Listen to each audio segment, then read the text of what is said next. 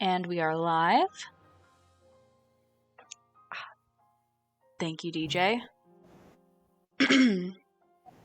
So, we shall jump in with the recap as soon as I pull it up. And last we saw our heroes of Hyrule, fearing the potential destructive power of the skyward divine beast looming above Rito Village, the 11th hour pressed onward across the sloping grasslands of northern Hyrule. As they headed for the distant Serene Stable, our heroes were ambushed by a mighty pair of Lynels. Ultimately, the fearsome beasts were no match for our 5 heroes and their miniature guardian companion, though the battle was not void of all danger, as the powerful Gerudo guard Inari was rendered unconscious for a moment. With the fire-breathing beasts extinguished, the 11th hour reached a seemingly intact stable. Further investigations yield a missing piece of Sheikah technology and no connection to the horse transportation network. This discovery sparked discussions of what our heroes had discovered about the Yiga and horse stables to this point, though much remains shrouded in mystery. Even more intriguing was the information of another group of adventuring types passing through Serene Stable just days ahead of the 11th hour, traveling northeast and claiming to be saving Hyrule. And that is where we find our heroes now, milling about the stable, deeply discussing these unknowns. It is late afternoon here at this isolated stable. Though, with now 9 horses present, it feels rather overcrowded. The stable owner and stable hand are doing their best to provide all the information they can, but the sun continues making its way across the partially cloudy sky. 11th hour, what would you like to do? I forgot we had LG. Right. Every week I forget we have LG. So, when we left, we were planning on just possibly trying to get to the canyon and then rest there, or do we not want to do that? Probably the best bet. I believe our current strategy is, because it's like the morning, right? Or no, it's like the late afternoon. We need to rest now. Late afternoon. So yeah, we can probably scale the rest of the canyon, go down to the bottom, rest there, and then come up the next morning. Yeah, that sounds good. We can do that. Scaling will be harder anyway. We're going on foot though, right? We'll have to. Yeah. I don't have a horse. I really tried to think of ways to cast spider climb on the horse, but we don't have enough casts of spider climb. Oh, excuse me. 8 horses. 8 horses at the stable. Yeah. The key update to the number of horses alive. Don't worry, guys. I'll be introducing the final permanent as 3. We still have the issue. I also don't have a horse. Like, how do we get? Like, we still don't have enough uses of spider climb to all go up or down all at once. Yeah, but we can just not go at once. Like, I can cast spider climb, wait until I see them get to the top, cast spider climb. I'll be like the lifeguard at the top of the water slide. Like, go ahead, kid, your turn. Sure, yeah. Yeah. You know, because there won't be any weird, nothing zany will happen in this cliffside thing, guys. We won't. Us being split up won't be bad. It's not like the episode is named after the location that we're going to today. Sure, it's good. Okay. Either way, I'm gonna be like fluttering down and like pretty much being the trolley man of the canyon journey. Okay. Or the ferryman, I should say. So Hades pilled right now. Okay.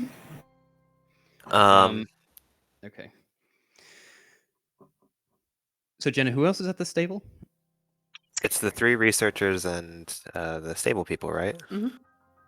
There's just 5 other people here. Mm-hmm. And we also have these weapons like in tow right now. We're not going to be able to sell. No one here wants these. I tried to sell them to the researchers, and they're very uneducated. Maybe we can like throw them to the bottom of the canyon and then like count the number of seconds to see how deep it is. We're doing the 3 seconds deep bit. But yeah. then we could all jump off and cast Featherball, right? That was the plan, yes. Oh my gosh. Well, but with this, we'll at least know how deep it is before we featherfall. That's true. And maybe it'll hit an enemy. Do anybody... Do any of us understand like science well enough to know? Do any of us understand projectile physics? No, John, do you understand projectile physics? Aquila would probably be the closest thing, but I do not think there is an Isaac Newton in this universe. I mean, I don't think we've established the Unfortunate. gravitational constant. you could make an intelligence check, I guess. Which, like, you should be good at. I don't want to do this because there's only downside. There's no upside. If I whiff this, then it's going to be Aquila doesn't know physics for the rest of the goddamn game. Not And necessarily. if I get this, it's a useless check that doesn't matter. It's like, oh, we could throw shit down a canyon. Aquila doesn't know physics, assuming the rest of us do. All right, here we go. Hannon fully doesn't know. Yep. What's that?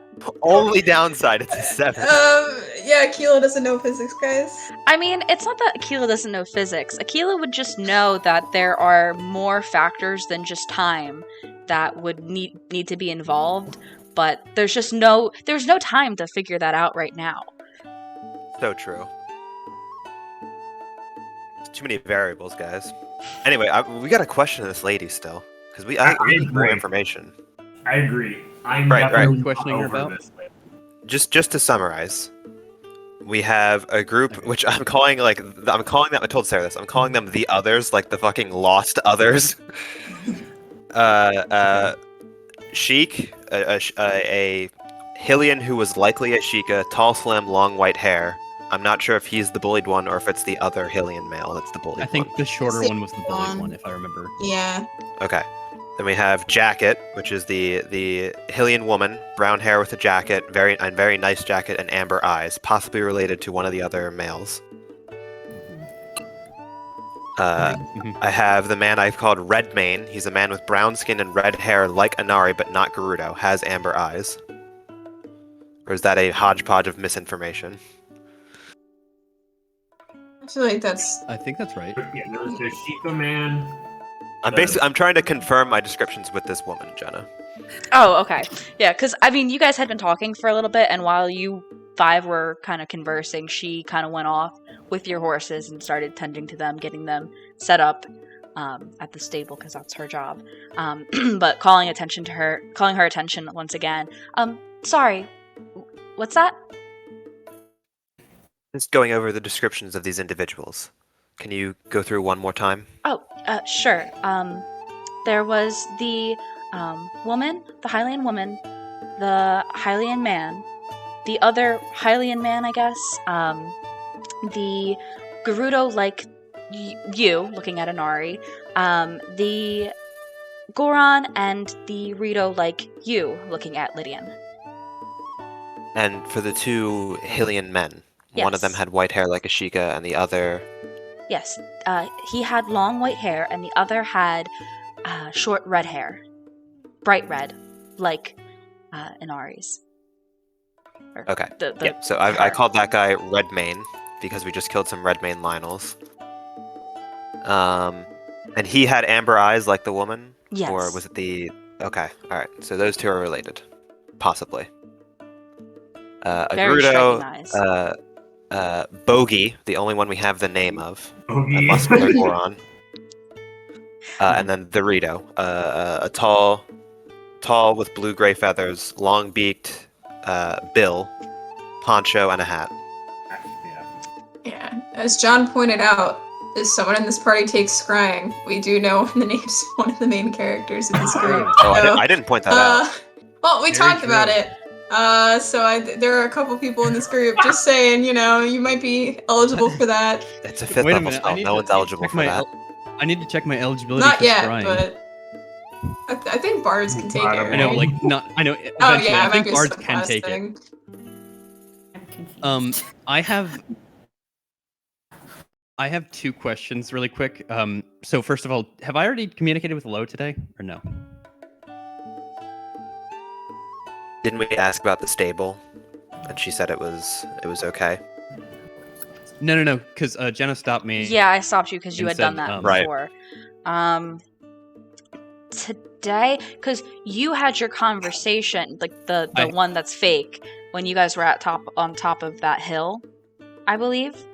Yeah. Because you had Mhm. talked to her that And morning, and then you guys have rested since then because you had that night with the sunset fireflies. Mhm. That was last night, so no. Okay. I want to ask her because I was also thinking about this. I want to ask her specifically.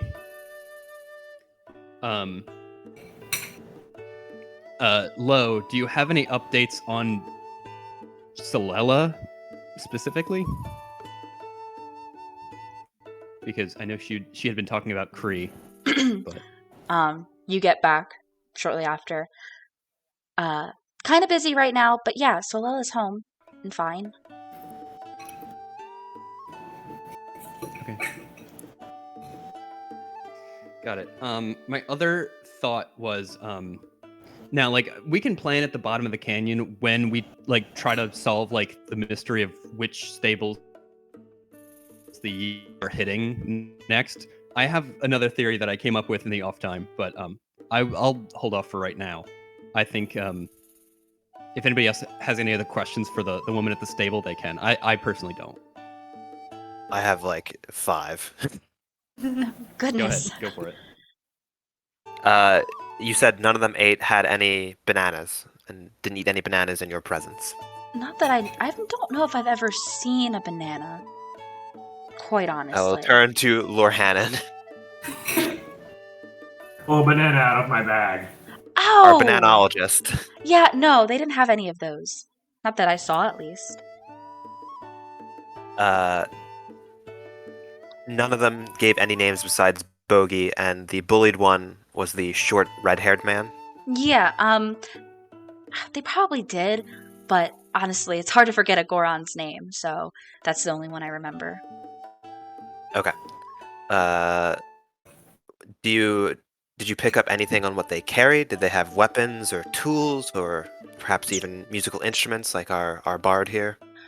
They did have weapons. I believe all of them did to some extent. I'm not one for knowing the names of them, but there were definitely swords.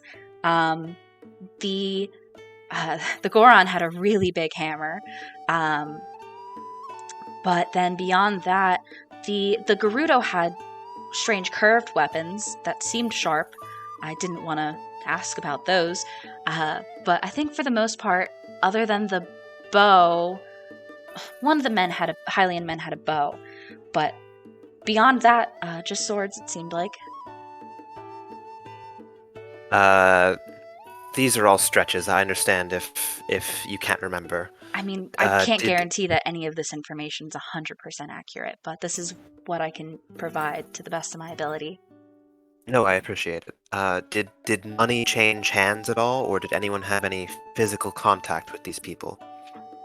I mean, yeah, they rented rooms, not rooms, beds, here in the yurt, but they had plenty of rupees on them to cover They it for physically 6 handed people. them. Oh, like I see. And they physically handed them over to the stable master. Yeah, as far as I saw. Okay, I'll have to ask Do you him. have a ledger with the names of the people who have stayed? Oh, not for our guests, just for people that register horses. Okay. So, have you seen any of these people at the stable before? When we were talking to the stable owner, he said that he might have seen the Rito around before. I wouldn't know, honestly. I don't believe so. I'm only here about half the time. I see. Did any of them seem to have any? Oh, go ahead. Sorry. I was just gonna say I make the journey between here and Snowfield, which is north of here, but around the other side of the canyon. Occasionally. Did any of them seem to have any? Can I ask her to point out? No, go ahead, Matt. Sorry, go ahead, John. No, you go. Oh, I was just gonna. I think it might be a little bit delayed. But, You're on I a was just lag, gonna yeah. pull up my. I'll disconnect after this question. But can I point out on my map, like where Snowfield Stable is, and have her like circle it? Sure. Here's your map back.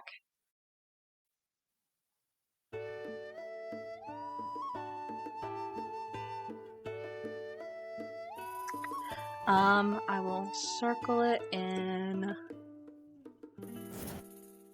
blue. Shoot, that's pretty large. Whatever, it's fine. But yeah, she points it out. It's almost directly north of where you guys are, but just on the other side of the canyon. Okay. Sorry for interrupting, John. Go ahead. No, it's fine. Did any of them seem to have any magic abilities or items? I'm so not familiar with that kind of thing. Is that real? Some people are gifted with abilities or just know how to manipulate certain things. Did any of them have anything like this with them? And I will show the Sheikah slate to her. I've never seen anything like that before in my life. No. I don't believe so. Alright. Well, I guess the last question I have is, can you go over the night of the actual incident? What did they actually do to be banned? I know they said that the stable master said that they were raucous. Did they do something in particular?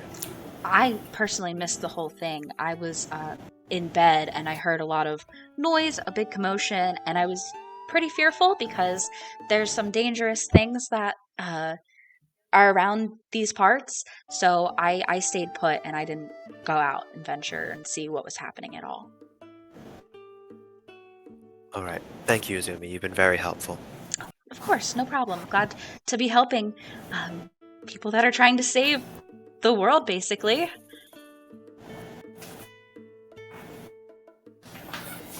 Well, I think the evidence, for now, leans away from a Yiga infiltration. I'm not so I don't stubborn see how about you that. could. I don't see how you could rule that out. Yeah, not yet. They had I legitimate weapons. Can you manifest disguised weapons, Lord Haddon? I mean, could they just not? The ability to disguise oneself does allow changing the appearance of one's weapon. Hmm. Also, I mean, they kill enough people. They probably have stashes of weapons they could just pull from if they really wanted to. I'm sure they have Garuda weapons. Okay, let's think about this though. If they were to disguise themselves, like it would be to if it is like an impersonation of us, it's not a the composition isn't right. So, and I think they're more perceptive than that. So what I mean, they don't even know would that be the their Tara. purpose disguising themselves as another party? Sorry, you paused it at me to like interrupt you. I mean, they don't even know that You're good. Atara exists as far as we know. That doesn't have to be fully accurate. They But could they just know that be we don't have something. a Goron, right? I mean, we could have picked up a Goron along the way. Maybe they're just. It doesn't have to be fully accurate. They might just be doing something to at least inspire just confidence in us, which would be something I would expect of that I think I have to group. take Akila's side with this one. Let's not Um, jump to any conclusions. It's certainly not conclusive yet. I'm simply leaning that way. We still need to find out what actually happened. Maybe, if we hear that they were cursing in Yiga, then that clearly will identify what happened. True. Let's talk to the stable master. You go Be right back back. I'm over. gonna He's still Over like to Sprin. Sprint is still like peering over the counter, just like squinting at you guys. Like his eyes are he just kind of is like milling about, and then like seeing you guys are walking over, he kind of like squints. Definitely having a hard time seeing you all. It's blind. We don't mean to keep bothering you, stable No master problem, Sprin. no worries. We're just very curious about these visitors. Can you go Sure. over the night of the incident? What did they actually do to be thrown out? Well, I couldn't really. It was dark, but they were just kind of making a ruckus, and I heard a lot of blades and things clashing, and then I threw them all out, all of them. And Wait, how did you Okay. throw them out? All right. I think we know what happened here then. What happened in your Can you hear me? opinion? You're having serious connectivity issues, Matt. I heard you for a sec there, Matt, but it is like a little bit Yeah. broken up. Okay, I'm gonna turn off my camera and see if that's any better. Just a little bit now, yeah. What? How did I? Can I ask him how he threw them out? I told them to leave. I just said, "Get out of my stable. You're not welcome here anymore," and they left. So you heard blades like clashing, and you just said leave. Well, I couldn't exactly tell what was happening. I just didn't want that kind of violence here. This is Serene so it Stable, sounds- after all. I'm gonna take Akila aside and say it sounds like they were fighting back the Yiga potentially. Yeah, it sounds like they're heroes. It sounds like we're maligning them. We're fucking Batmaning these guys. We're like, Batman killed Harvey Dent. We gotta go kill these guys now.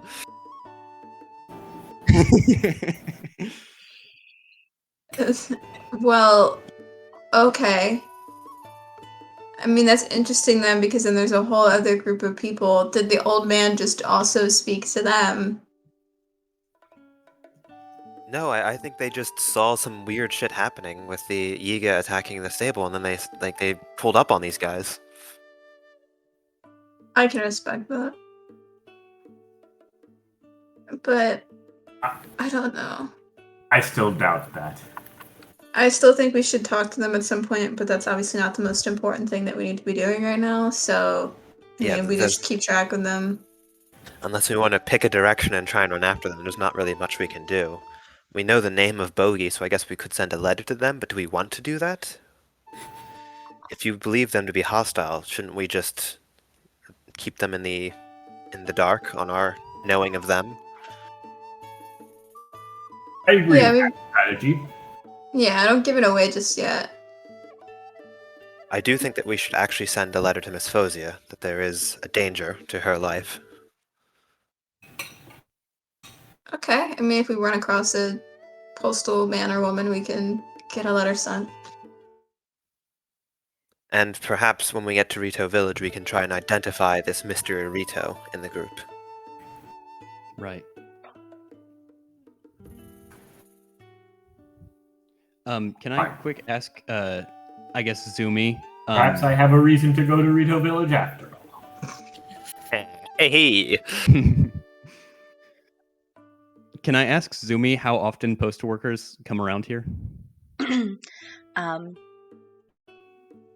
have one that we typically get around here. She's a Rito, and she probably stops by maybe once a week.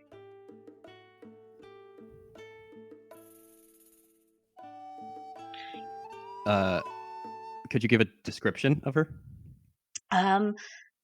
Kind of peachy feathers, almost like a. I don't know if this person would know, but it's like she describes what is basically like a cockatiel kind of head feather thing with like a small grayish beak, and she's just a delight every time she's here. She was here actually the same time as those other people. The ones you keep asking do about. I know this person?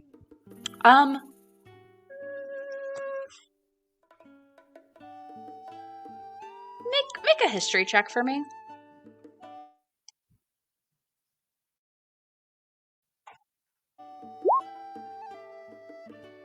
$15.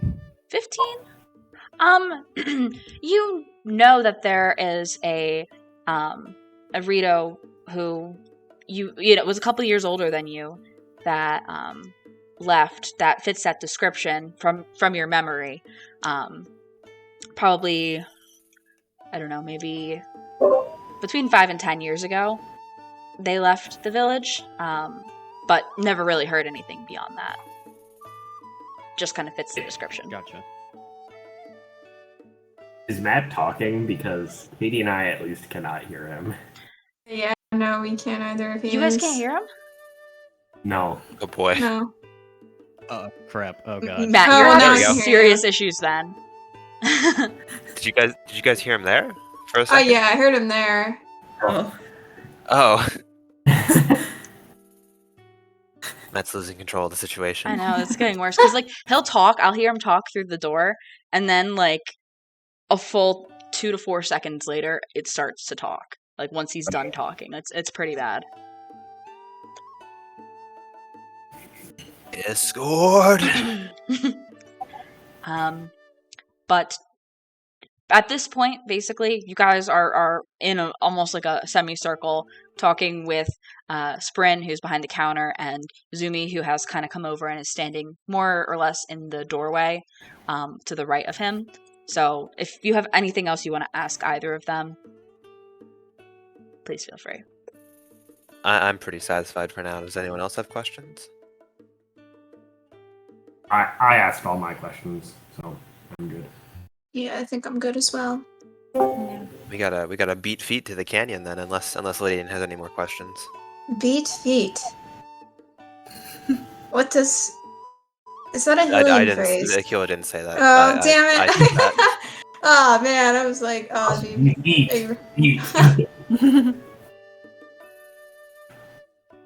Can I audio test really quick?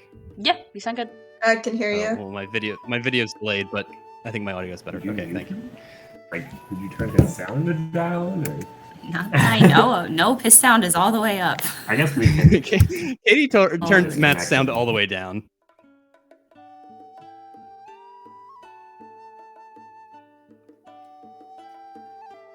When my PC is not plugged in, it literally just like gives up on life. It's just like, what's the point? That's Ben's. I had mine like that too, so. Okay, we're good. We're good now. I don't know what was going on there. So, you guys, it is like I said, still the late afternoon. You guys spent like the whole morning into the afternoon traveling and fighting Lionels.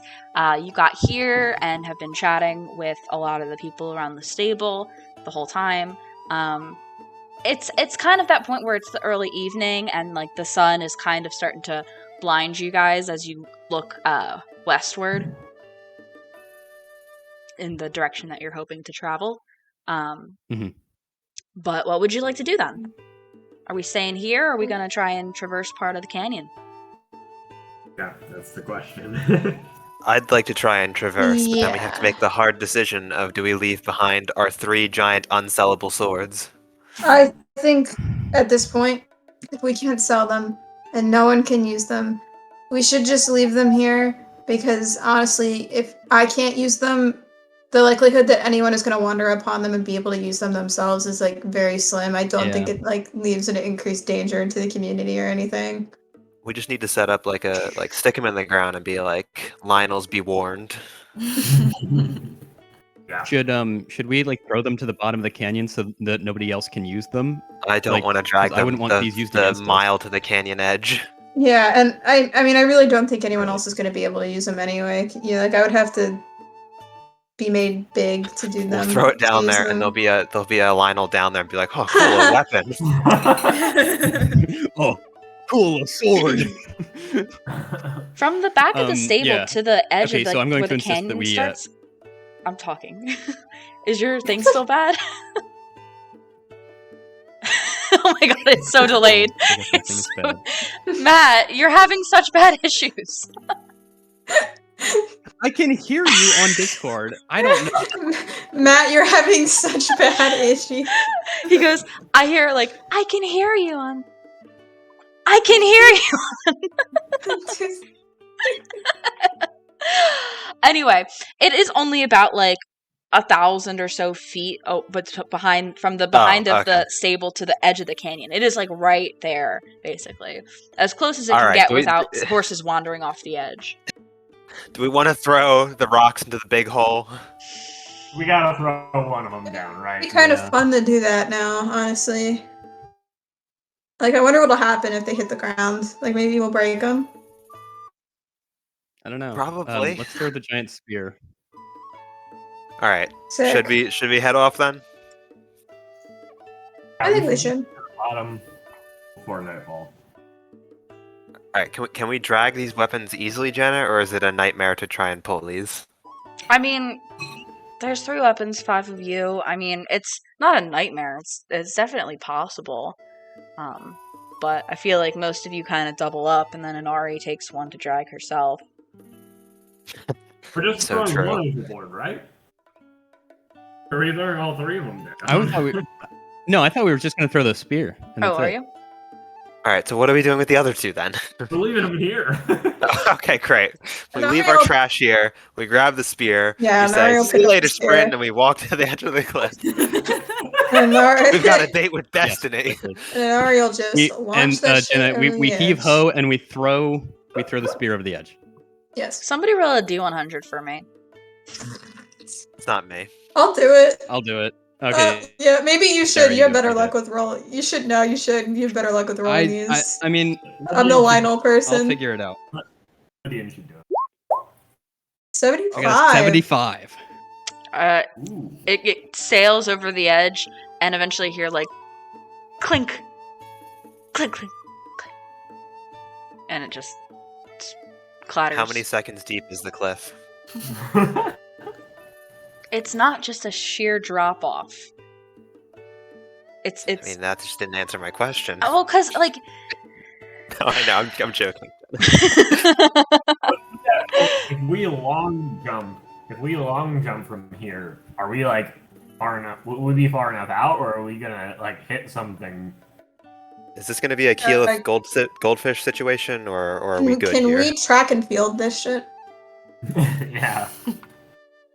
Staring out across the canyon, it is a couple thousand feet deep, and another Oof. like Oh, yeah. couple hundred to 1,000 or so feet across, depending on from which area you're looking. It is a very, very deep and large crevice in the earth.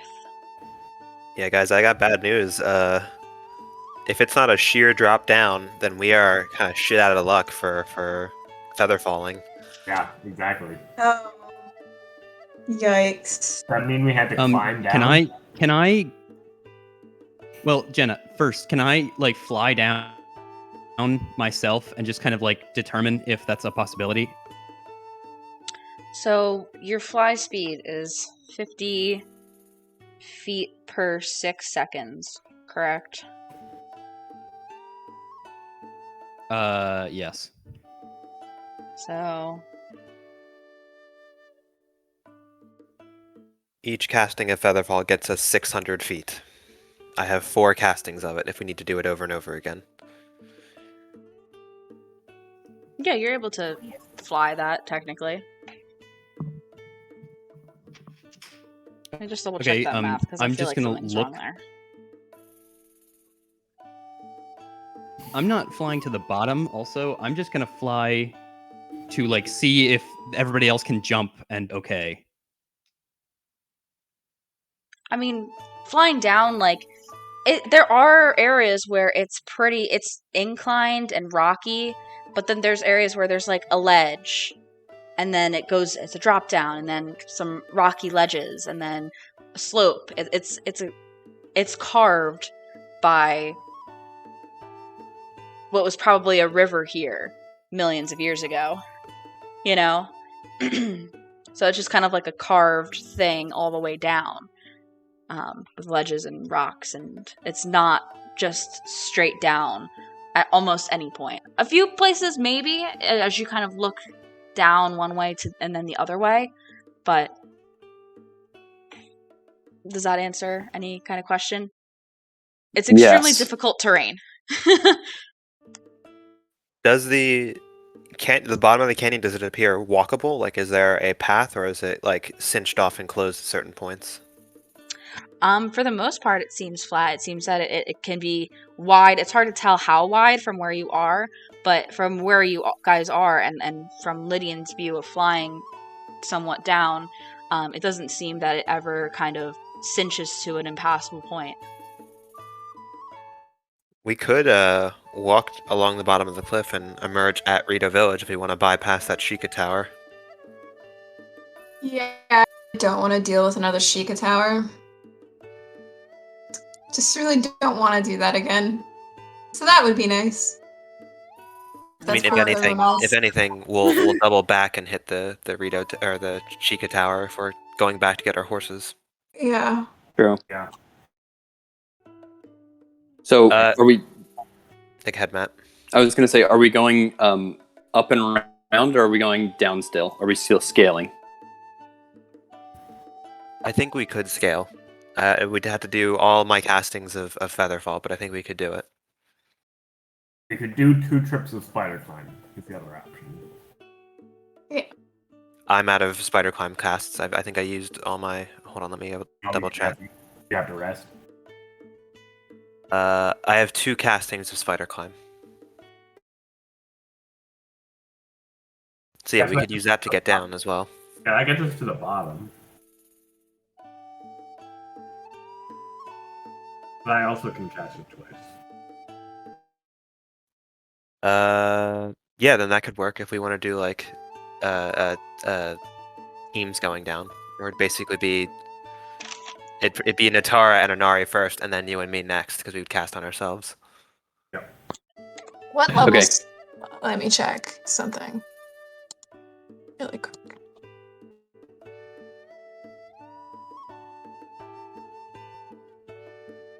As you guys stand here and discuss, the sun kind of blinds you more and more as it slowly makes its Jenna, descent. we know we're getting there. It's not we're setting.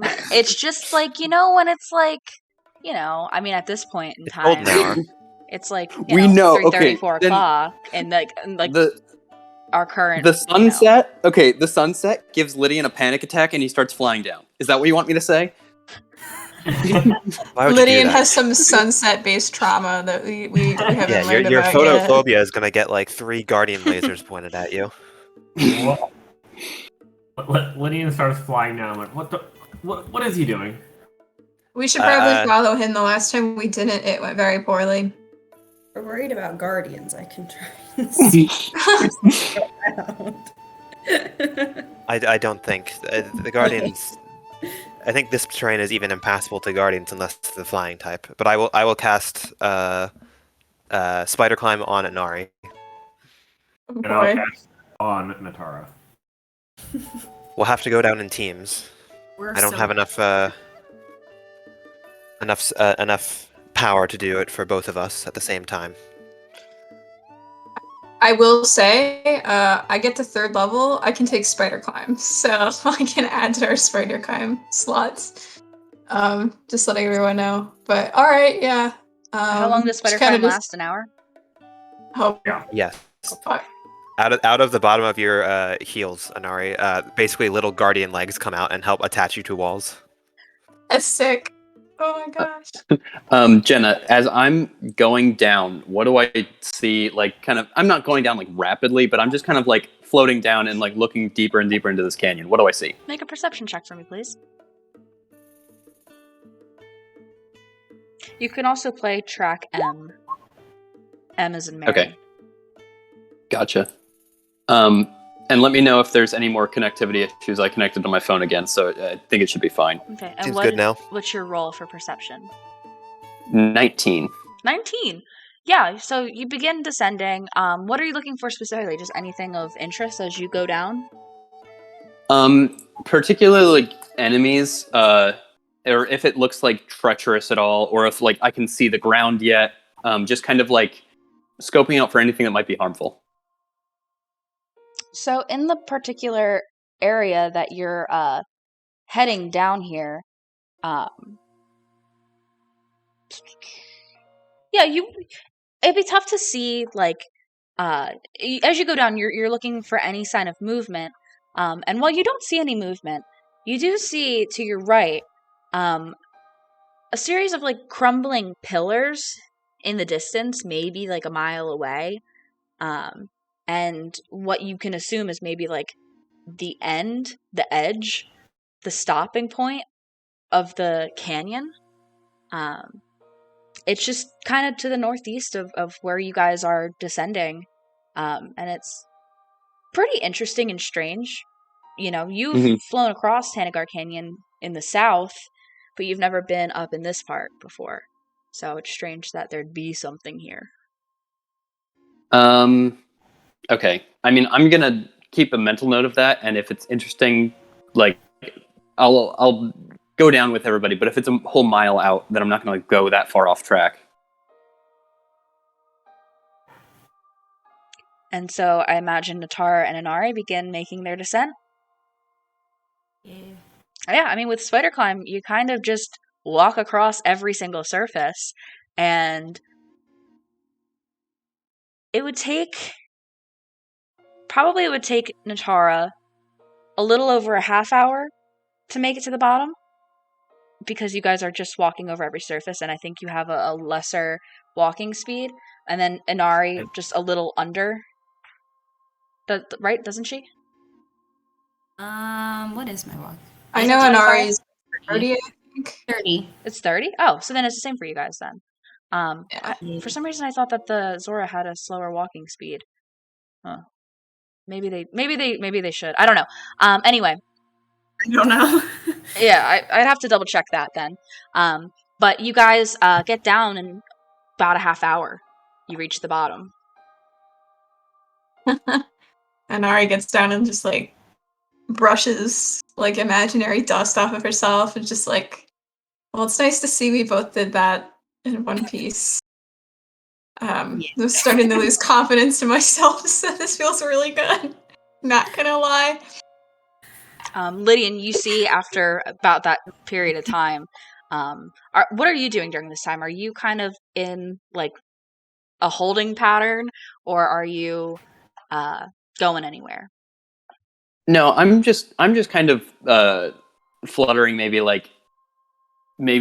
20, 30 feet above the bottom of the canyon, and still like looking around for any like falling rocks or like scoped out bokoblins or anything else of interest. Or like, what's the ground kind of look like? Is it just like rock bottom and then that's it? And like it's like layers of solid rock, like earth rock, not like with like some looser rock, but there's also a lot of clay down here, so like soft, just varying between like layers of soft rock, firm rock, and loose rock.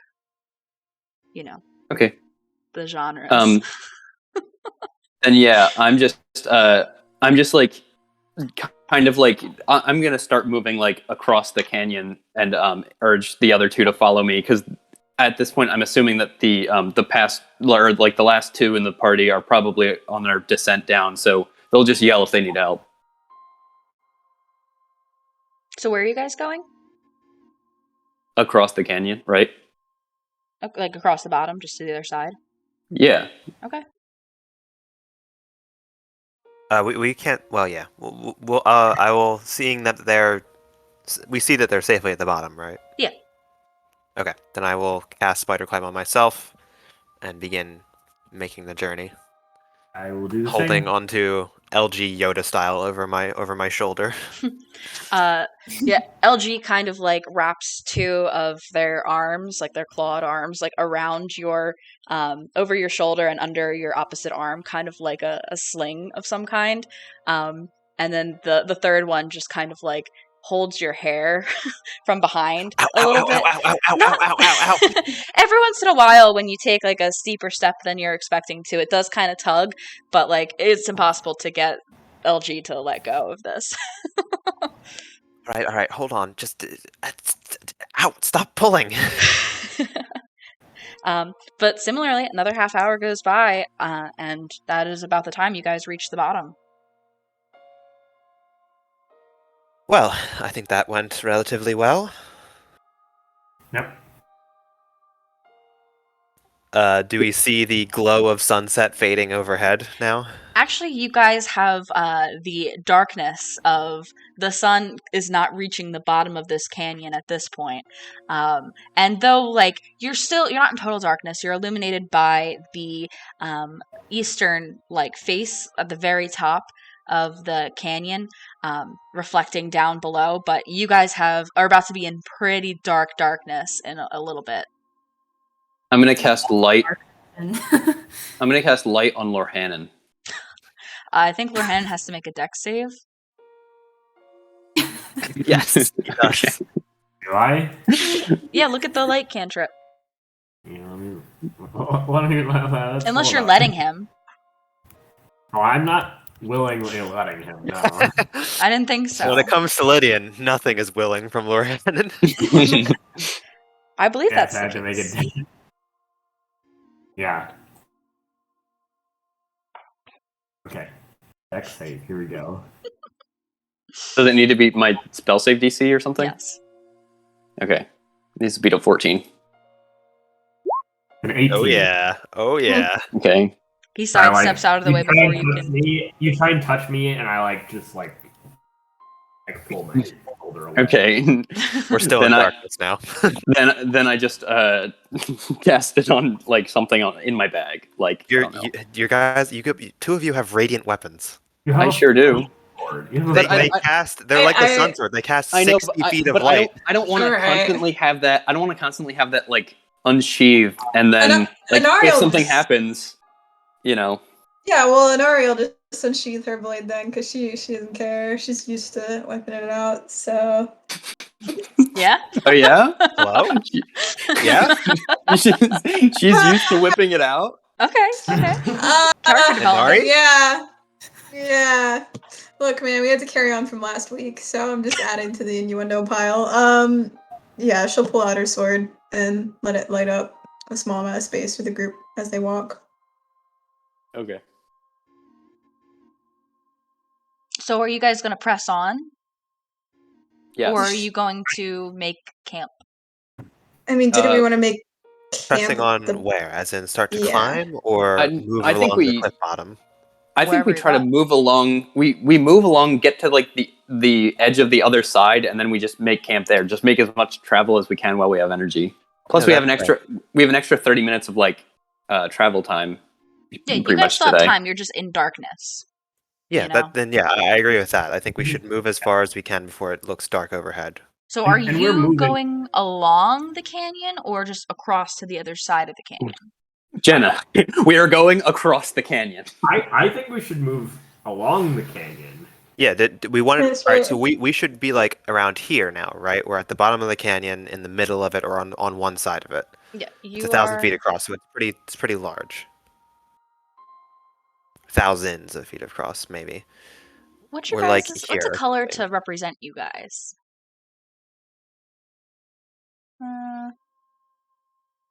What's the color of failure, guys?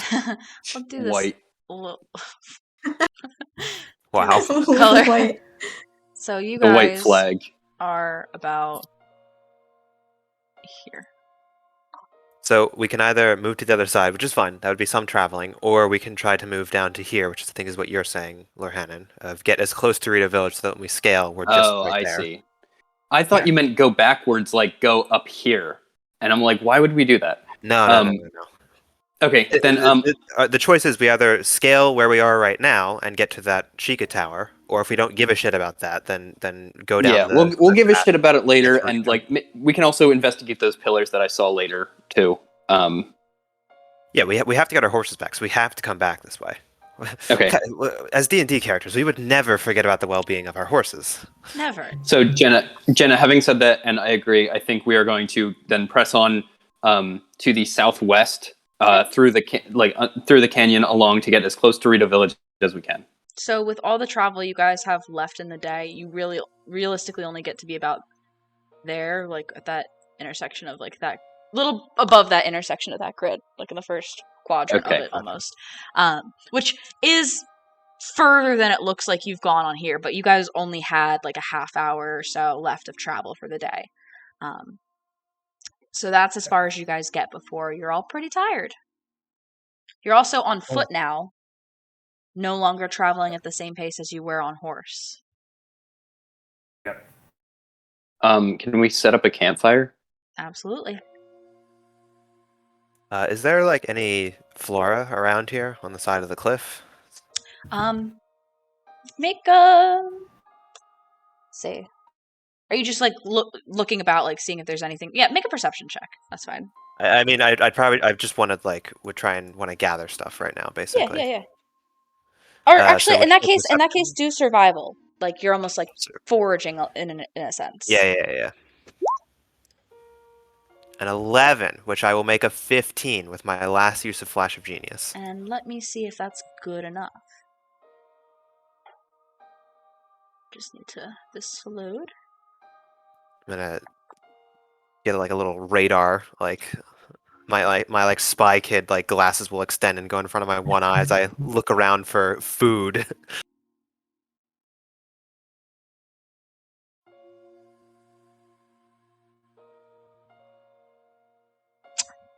Yeah, you do meet the DC. So let's see. We're gonna say, because what we got here.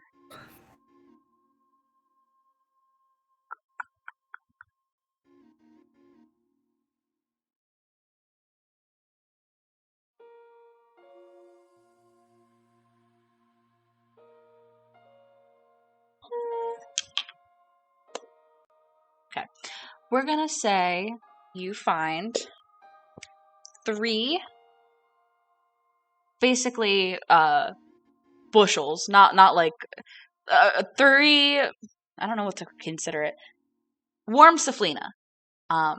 There's not really much in the way of like food stuff down here, but if you're looking just for resources in general, you can find that there is a good amount of Saflina growing along the edges of like the bottom, like the edges of like the bottom of the canyon. So you have quantity 3. Warm Okay. Saflina.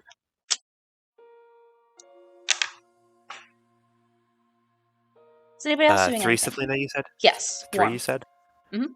Warm Saflina, gotcha. Just as a question, I guess. Do we know? I have these crickets in my bag, and I'm thinking about cooking for tomorrow. Do we have any other speed boosting food, / would Lydian know to throw in like monster parts to try to make an elixir? I think I used all my stuff for speed. I I have tons of crickets and monster parts. would say that who would know?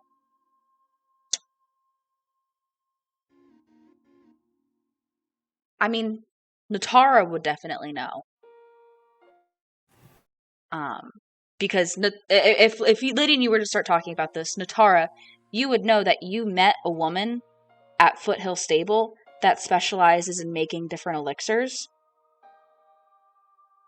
Mm-hmm.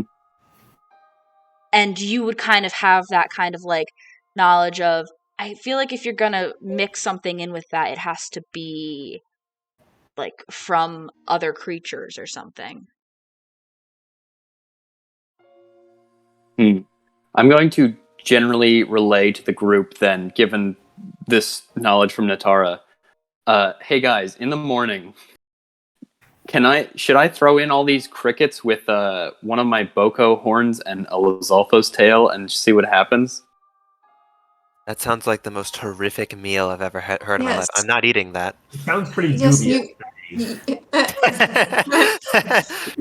Crickets. Yeah, remember Crickets. the guy had like a box of crickets and then like knocked them over and stuff, and then I picked up like 8 of them. And you want us to eat them? He wants us to eat I drink a them. barley corn too. I'm what? That can't be healthy. You know, like I've eaten worse things. what worse things have you eaten? I don't. Listen, they're crickets, guys. It's fine. It's protein. Like I'm a bird. Yeah, you're a bird. I'm not a bird. It's your funeral, Lydia, and if you want to make that go right ahead, I won't stop you. Yeah. I trust Natara with my life. I mean, I trust Natara too. I just don't like eating crickets and monster parts. Okay. I see where the sides land. So if I'm just all of a sudden super fast, I'm gonna go see my family. So have fun getting out of the canyon tomorrow. Lydian against Spider the climb our world, way like up. every session.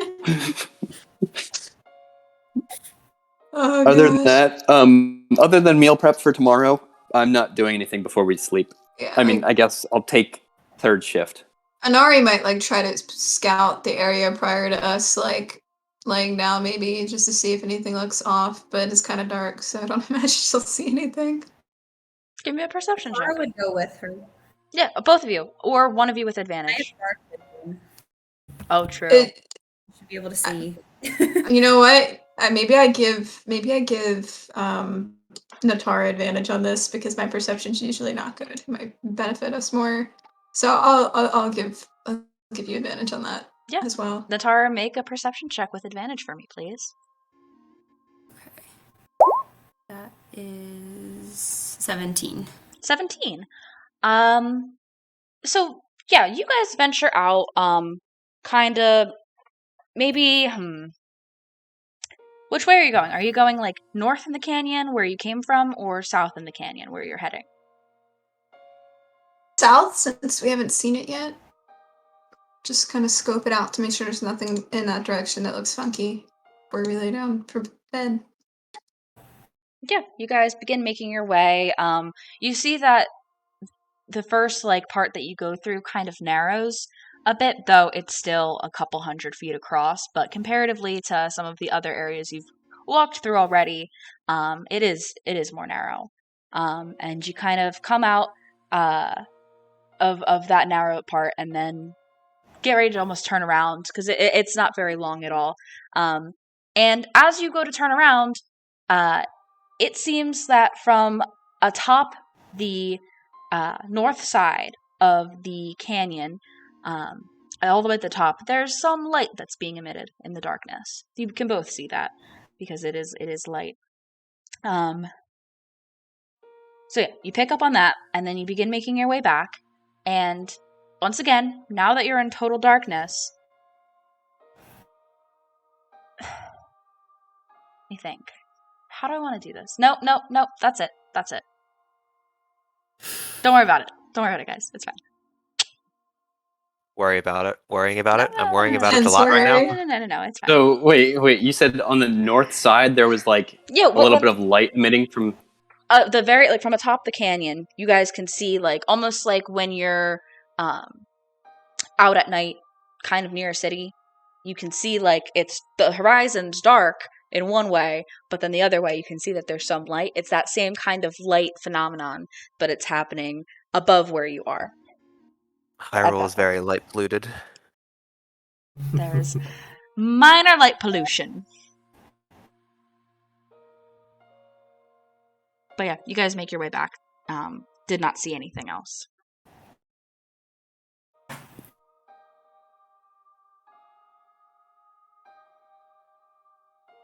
I would like That's to it. stare into our fire As always. angrily. Ooh. Angrily. Flavor. Angrily. Is it like if someone was looking at you, would they be able to tell that you were angry, or Yes. is it like, oh, okay? Do I think he's angry with me? Make an insight check.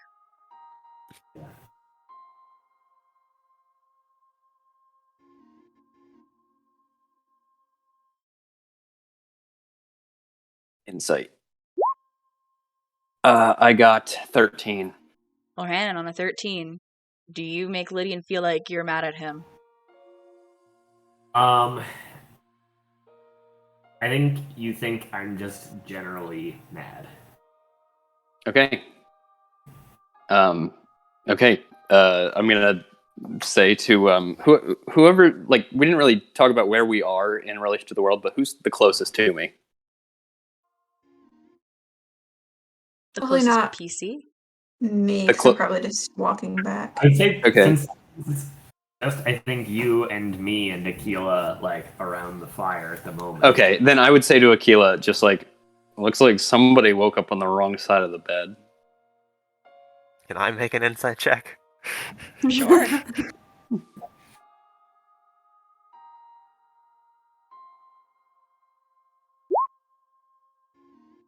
Man, I so wish I had Flash of Genius right now. I want to be in on the bit so badly right now. What'd you roll? A 15. Yeah, Morning. you probably get the same read as Lydian. I will just sort of look back and forth between the two of them, and just sort of focus on just tinkering with whatever parts I have in front of me. Would our campsite fit within a 20-foot cube? Yeah. I'm going to cast Alarm around our campsite. Ooh.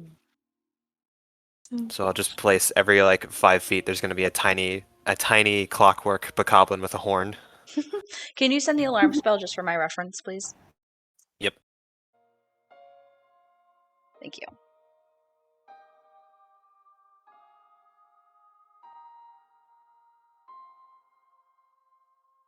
Okay, and I We need to- imagine, even though they're not there, you're designating Inari and Natara.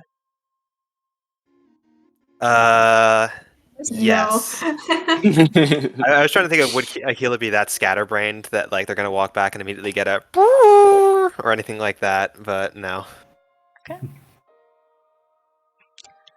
But yeah, Um, short while later, Inari and Atara, you guys start. You can see the light of the campfire as you start making your way back.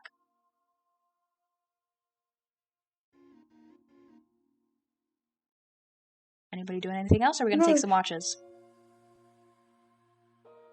Anari senses the vibes and it being really off and just says nothing. I think the Kinda vibes are pretty good.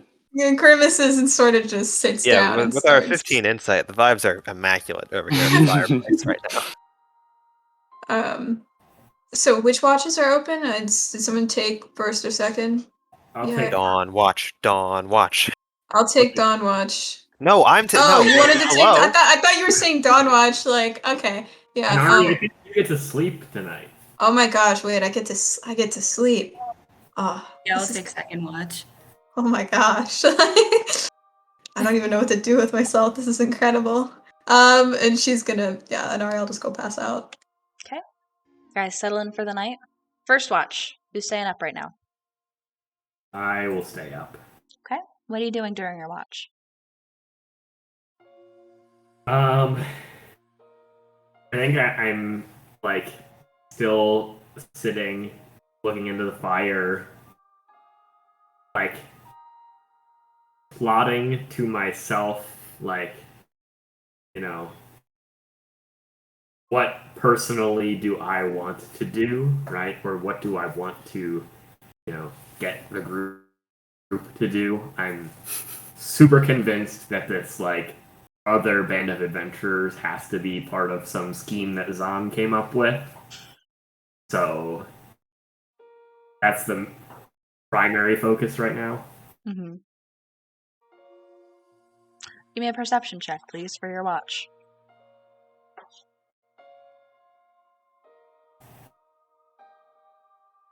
That's a 19. 19. Yeah, pretty quiet down here in the night. Though, at one point, you do hear, an echo of some kind, but it sounds extremely far away, and you can only hear it because of how quiet it is down here. It seems like it came from the general south of where you guys are. Yeah. But that was the only noise you heard the entire time. The rest of your watch goes off uneventfully. Cool. I will wake up Natara.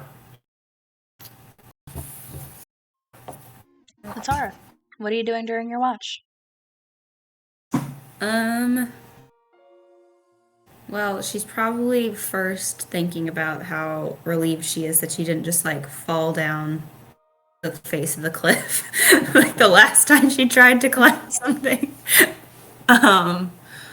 But then she's probably gonna, I don't know, start thinking about how we're going to Lydian's family, and that's probably taking her farther and farther away from her sister, where her sister is.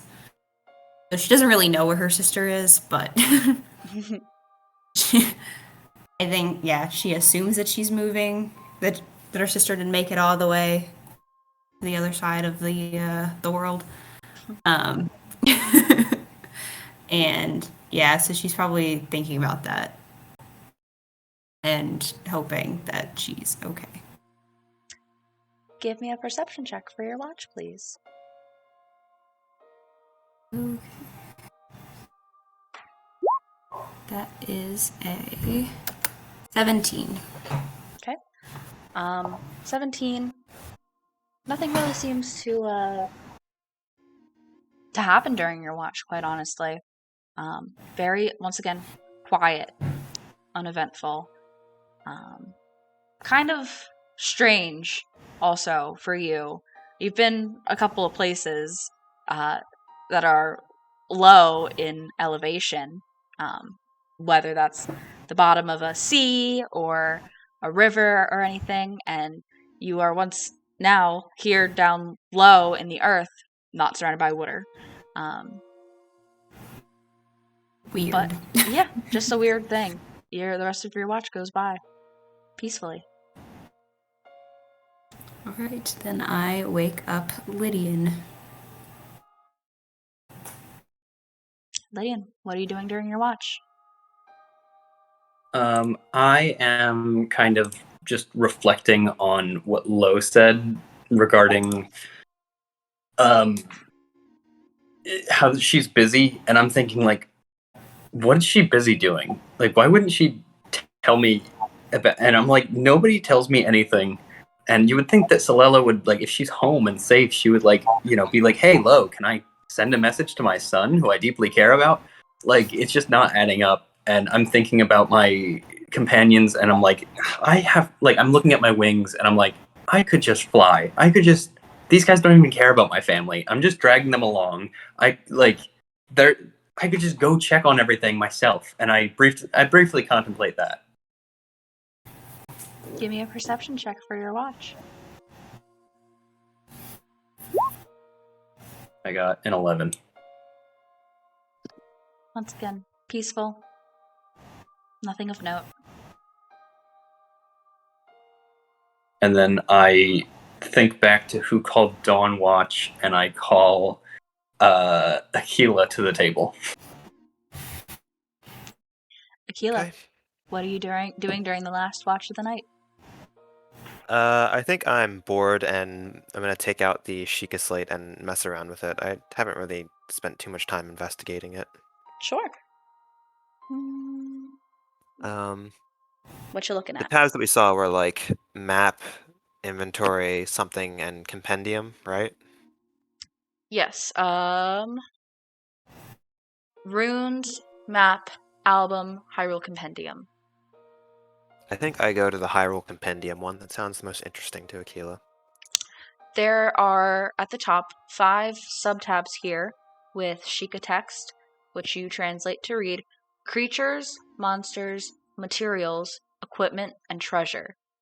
Clicking on any of these subtabs reveals a series of blacked out boxes containing faint Sheikah symbols, as well as small blue numbers in the lower left corner of each, which carry on in ascending order 001, 002, 003, etc., through, as you scroll all the way over, 389. There is a Sheikah line of text in the lower right of the screen next to a strange circular symbol that also reads Sheikah Sensor.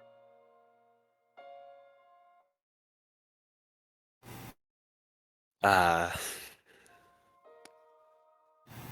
have no idea how to use this device at all, and we're expected to use it to save the world. I'll probably poke around at the other functions and then eventually just settle into the watch. Looking at anything in particular in those other functions?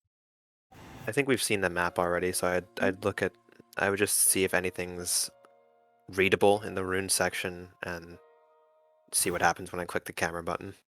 Yeah, so within the runes tab, you see 6 grayed out squares. They look selectable, so you click on them, but it yields nothing, though a Sheikah text appears above each one as you click on it that reads first item, second item, third item, etc. And then within the album tab, there is a series of 12 grayed out rectangles. Clicking on each one of them yields nothing, though a light blue frame surrounds each one as you touch it.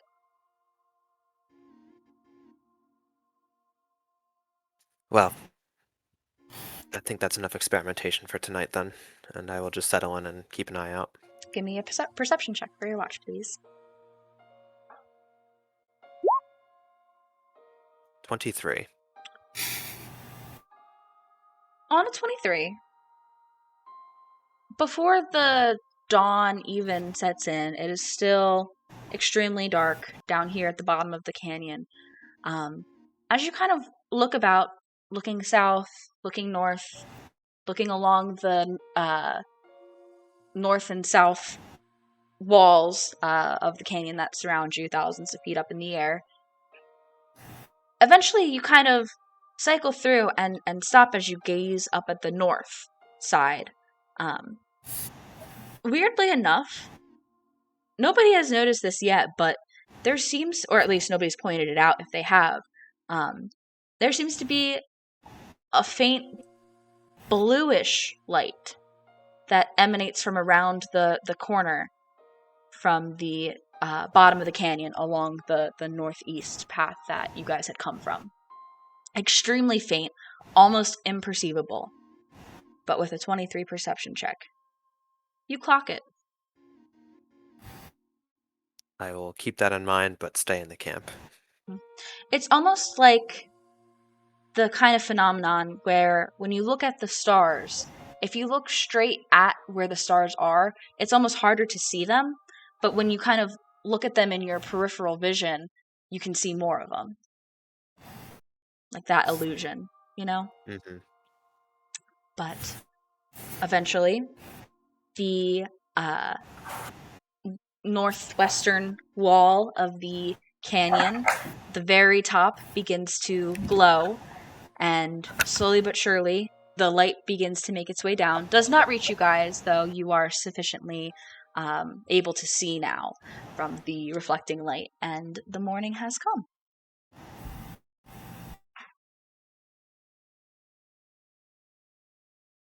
Did anyone in the night notice a strange glow coming from the northeast? Oh, I mean, I think Natara and I saw something similar on our scouting walk, but kind of just wrote it off as those like fireflies or something else. Was it blue or yellow? Do we remember? I don't think. Yeah, I don't think- know if there was a color when we saw it. It was just Light. yeah. What was it? Blue for you? There was a very faint blue emanation coming from the northeast. If you looked at it, it was hard to see. I could only see it out of the corner of my eye. Yes, I'm not sure if that's what we saw. Maybe. I mean, we can keep an eye out for it. We should investigate it on the way back to the horses. Of course. It's time to get moving. Shall we make breakfast and hit the road? Hell yeah. Do you want to try your experiment, Lydian? Yes, I'm gonna try it out and just like throw. I'm gonna throw like all my crickets, or yeah, you know what? I'm gonna throw all my crickets into a pot, and kind of like, and I'm gonna use I'm gonna throw Zolfo's tail in there just to kind of get rid of it, and then can I use like the Boko horn that I have to kind of just like a mortar and pestle, like kind of mush everything up and just see what happens. Yeah, I'd say make an intelligence check with disadvantage. I like those odds. It could happen. I say that Laura's eyes narrow at the. I'm going to sight make of- that a 22 as well. I got an 18, and John's gonna up it to a 22. Akila's watching, and it's just like, what are you doing? And then, like, I'm seeing what's happening. I'm like, wait a second, he's on to something. Yeah. So- Wait a second, he's on to something. Are you just holding the bokoblin horn and you're not doing this in any other kind of vessel? You're using that as a vessel? No, What? he's yeah. You're I'm using mashing. no. I'm using the horn ho- as the like a horn is press the on the bowl. Yeah. Gotcha. Okay, I see. in our pot. And as you do it then, the horn kind of begins to crumble and becomes part of this sort of paste that you make. And how else are you doing this? Are you doing it over the fire or Yeah, over the fire. Okay. And as this paste begins to warm over the fire, it kind of liquefies a little bit, and then you have this strange colored liquid in your cooking pot. I'm going to first of all, let me knock off everything from my inventory. Is it just blue, or is it glistening at all, or? I have to look up what the color is. This man is about to drink. Cricket juice with the side of Lizalfo tail. Disgusting. It smells horrendous, but I can't deny the reaction is unexpected. It's a kind of very verdant green color. Likely Okay. from the guts of the crickets? Do I have like a drinking vessel of any kind? You have a canteen. Can I I don't know. Can I like kind of pour half of it? Where do I put it? I don't know. I was gonna pour it onto something, but fine. Then I guess I just wait for the pot to cool, and then no, because we're gonna use it for breakfast. So I imagine everybody's yelling at me pot anymore for breakfast. I'm gonna take half of it and just kind of like hold it like a bowl of cereal and just kind of scrape it into my mouth.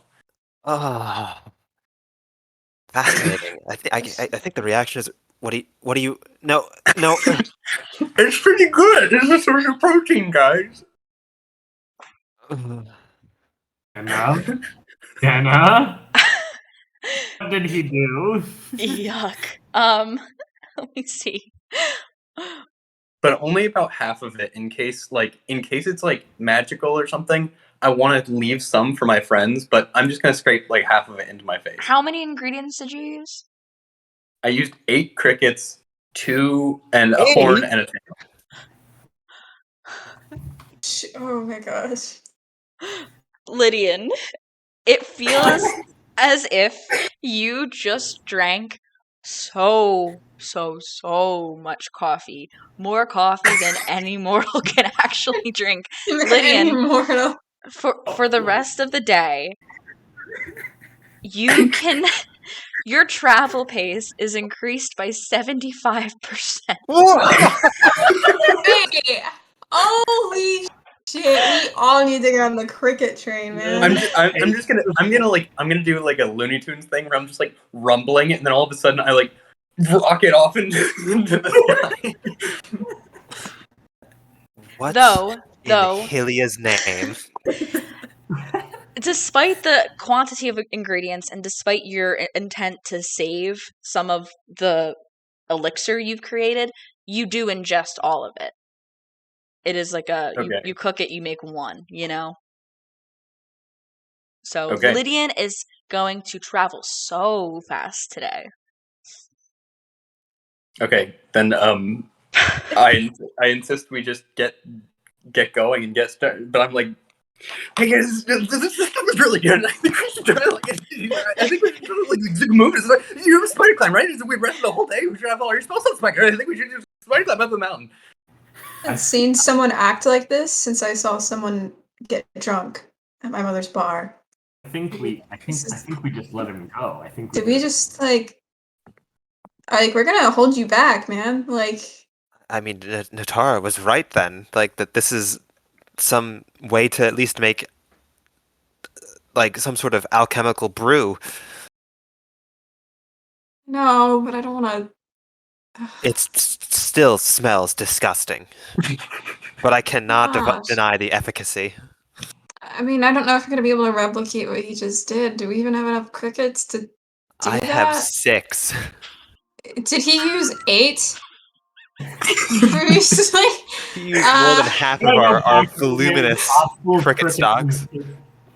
Go back to the stable with the box of crickets and take the entire box and just be like, yes, we need these. I mean, if we're willing to stomach it, I could probably make something similar, but we'd use a lot of our stock, I suppose. I don't think that I could stomach such a thing. Let's just move as we can. Lydian, perhaps you'd want to scout ahead of us then? Yeah, sure thing. And I fly up. We still need to make breakfast, don't we? Yeah, we still need to eat. I'm gonna call down and be like, "Hey guys, how many trips up and down the canyon do you want me to make?"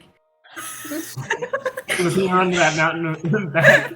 Want to see me do it again?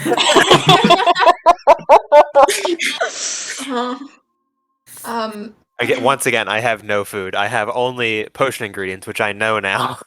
I have to check. I might have some normal things, but I think most of my things are like heart foods. So it would increase our HP maybe, hypothetically. But let me see if we've got anything else. 2 mighty carps, 3 armored carps, and 1 salmonoka bass. Oh, I actually have 2 bustle. I had 2.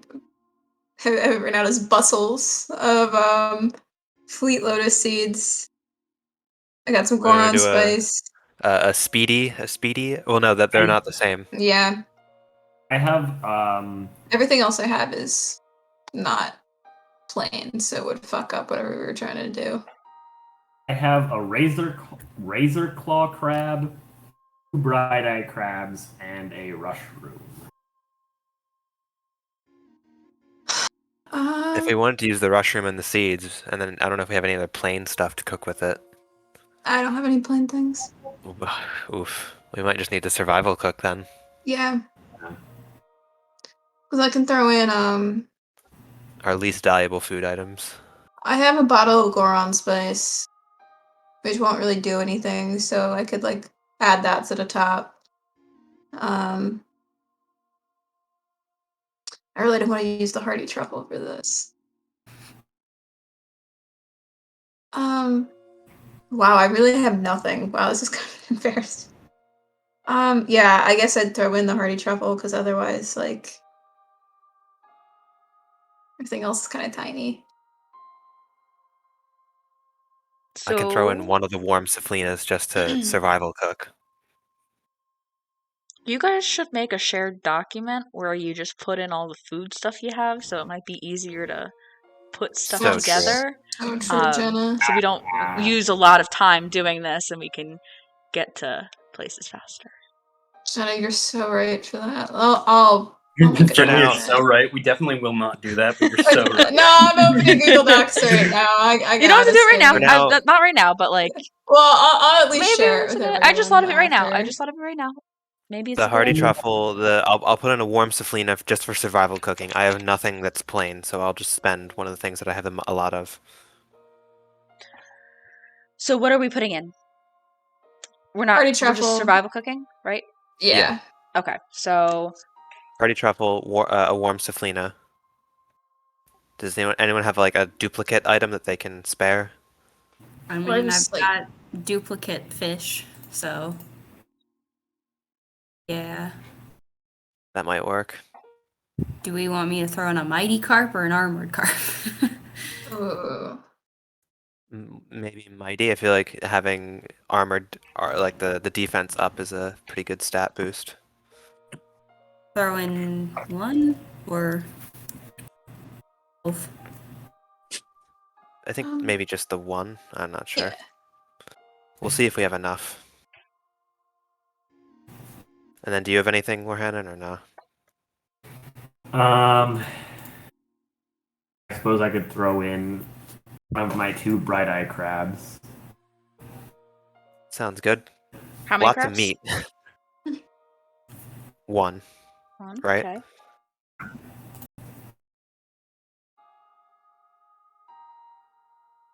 I think that's everything then, right? Does it look like that will feed us all? Maybe 3 of you. Ugh. What if I add? Because I have Goron's a hearty face is not truffle, I gonna- have a warm succulent, I have a fish and a crab. Correct? Yeah. Maybe Yeah. 3 of you. Yeah, we're really gonna need to go hunting for stuff. Let me see. Well, when I I can put ha- another Saflina in, but I don't. Does that even move the needle? when Okay, yeah. Jenna, when I come back from scouting, like what did I see when I have a Hyrule Bass. I'll throw a Hyrule Bass in. It's the only one I Okay, have, yeah. but I'll just use that. Because I was gonna say if I rejoin you guys, I have like a porgy and a trout I could provide. But I didn't realize you were doing it before breakfast.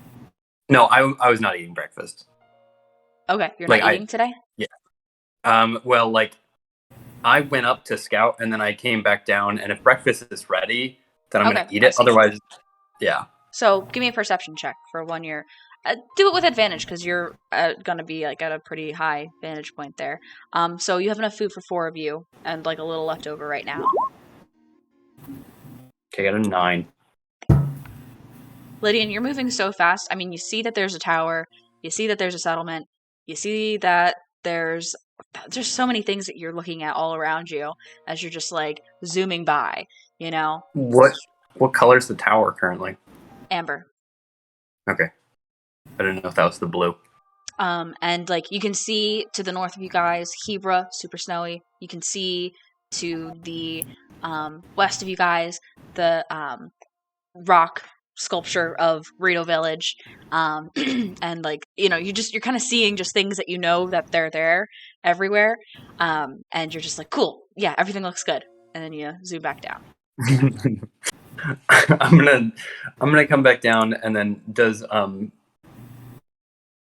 gonna come back down, and then seeing that we need some extra things in the pot in addition to the bass that Akila's adding. Don't you guys have I will rations? add- Like, not rations, foraged food? This is our foraged food. I mean, the fish is, but there's like berries No, and I stuff think that you guys have that's like separate, right? I think we've used all that up in the Okay, last yeah. couple days because Gotcha. we've really woofed forage checks recently. Gotcha. I am going to I'll throw in my last iron shroom from before. If that doesn't do anything, then I'll throw in the porgy instead. Hold on. I gotta check it. Yeah, I'd say it's a little thin, but that would be just enough for you guys if you threw in the iron shroom. Okay. Sustenance living. Yeah, it's a bit light. You guys have had better meals, but you guys all are considered to have eaten for the day. That's survival cooking. I'll just be like, don't worry, guys. As soon as we get to my house, my mom will do because there's so many meals, there's so many food. She'll just like stuff it in our pack. You know how you go to your parents' house and you can't leave home with a little bunch of leftovers? You know, it's kind of like that. But we don't have any Tupperware because Tupperware hasn't been invented yet. I don't think, unless I read a song about it. Maybe that would be cool. All right, let's get going, guys. Right. Right. Right. So, are you guys? Oh yeah. Oh yeah. What's that? Yeah. I rolled a D100. I got a 69. Let's go. Nice. This is a good day. John, I can hear you banging from like in here. Slamming on my desk. Nice number you got there. Okay. Are we ready to start traveling today then? Yes, ma'am. Yes. So, I'm going to need a D20 roll for the day from somebody. I think I did really good last time, guys. I think we should let I'll me do do it. that again. Yeah, no, Okay, don't. Akila, I have Don't. never done it, so You let's see should what do my it. luck is with this. $5. Bingo. $5 foot long. Keelan and Ari just high five. Let's go. The bad luck crew. I don't think I've done it either. Now that I think. Oh, of we it. gotta get you out of 10 too. You are definitely next because I'm not doing it again. Give me a second. What is it? A 5. Okay. Hmm. Yikes. Once again, I'm also going to help whoever's foraging instead of doing the map. What if I helped you do the foraging this time? You know what? So true, bestie. We learned last. We did learn last time. We might as well have a +1 instead of a 0. Interesting.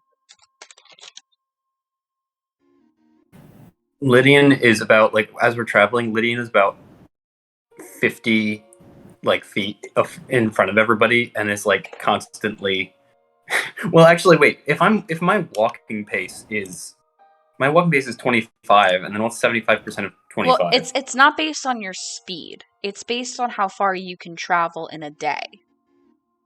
Okay. Yeah. So basically, you have a lot of energy. You've created an energizing elixir, but it's not necessarily your walking speeds increase. It's just that while traveling, you're moving at a faster pace because you can just keep going. Okay, then yeah, I find myself constantly having to stop and wait for everybody and then continue on, but I'm consistently about 50 feet in front of everybody. I imagine you're just kind of hopping around like one of those little birds do. Just yeah. Hang on, I'm trying to find everything else that I need here. So, let's see. Don't worry about it. That's nothing important. Okay. Yeah. And then, so Lydian is first rank then today, because he is leading everybody.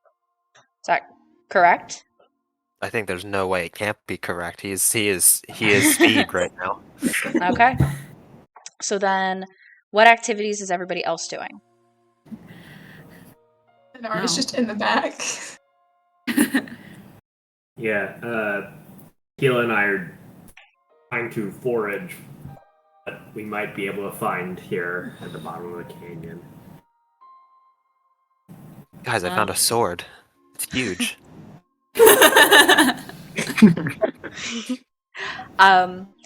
I will need survival checks from both of you then. Natara, what are you doing? Don't know. Oh, fuck. We're starve. And it's okay. It's up to you now, Lorhannon. we got okay. Jenna, We're we got gonna a start. 5 with a keyless roll and Can 3 I with forage forehanded roll. too? Oh, you guys don't find anything. Natara, what are you doing? Are you foraging also? Yeah, I don't think, because I'm we've decided to not work on the map. I don't think she would really be good at the map anyway, and I don't think we need to track something, so... So go ahead, make a survival check for me also then.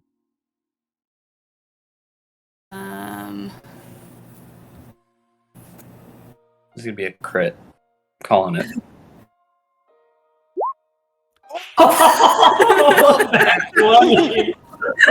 You know what? Let's make it a 30. What do you say? Yeah, make the 30. you meet the DC. Holy shit. Please. What's your wisdom modifier? 6. Well, that's the That's survival. the survival modifier. I get confused. That's 3. Okay. Yeah.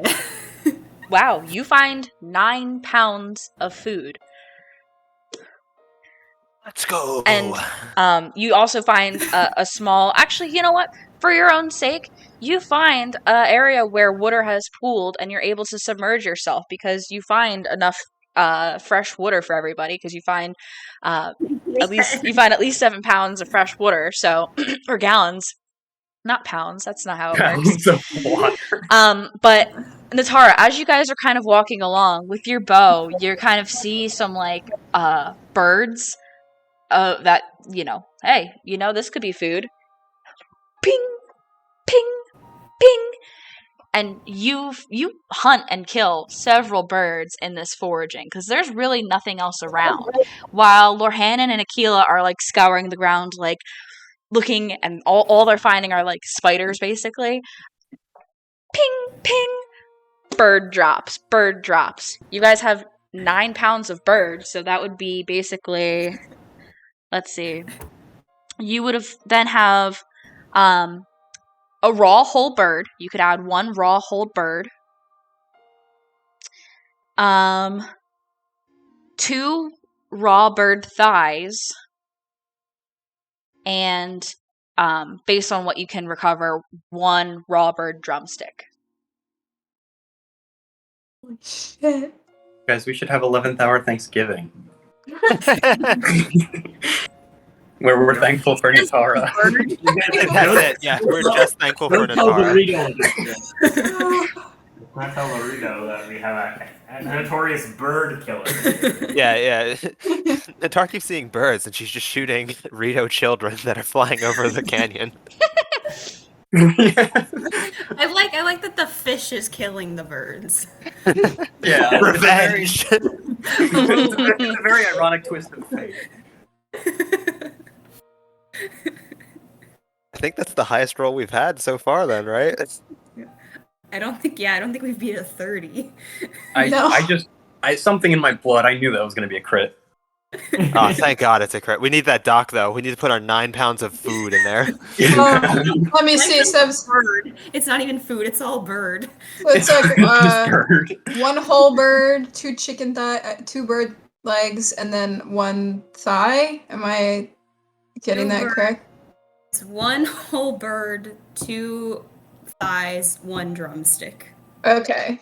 So are you making a document? Yeah, I'll share We can all upload ours afterwards. because Jenna's so right about that. She's right. And a lot of water.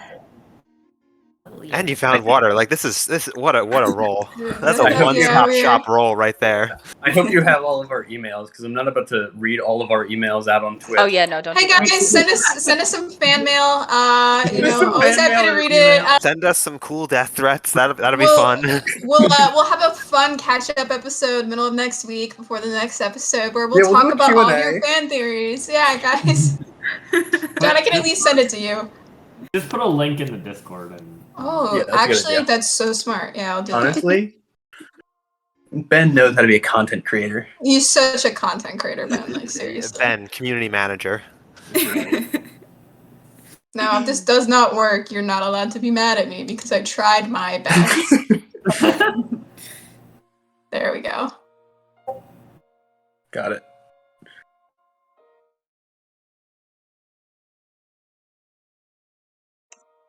All right. Let's keep it moving then. Let's get to Rito Village, guys. Yeah. We're Guys, totally gonna What do do we it. say?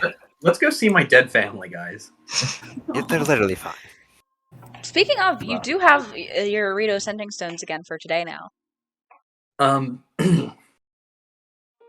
I am going to ask. I'm going to ping Lo, and I'll say, morning. We should be there today. I ate crickets. Can you put Talela on the phone? The stone. You didn't even use all of your words. Weak.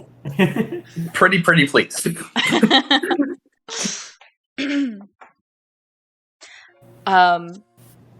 You get a message back almost immediately. I'm not with her right now. If you're gonna be here tomorrow, then should be fine. I guess I'll see you then. I said today. I curse Lo's reading comprehension. We're not even gonna get there today. There's no shot. We're not gonna get there. Wait, how would today. Lo know that we're not going to get there today though? Because Well, I I thought you said tomorrow, so sub tomorrow for today then. okay.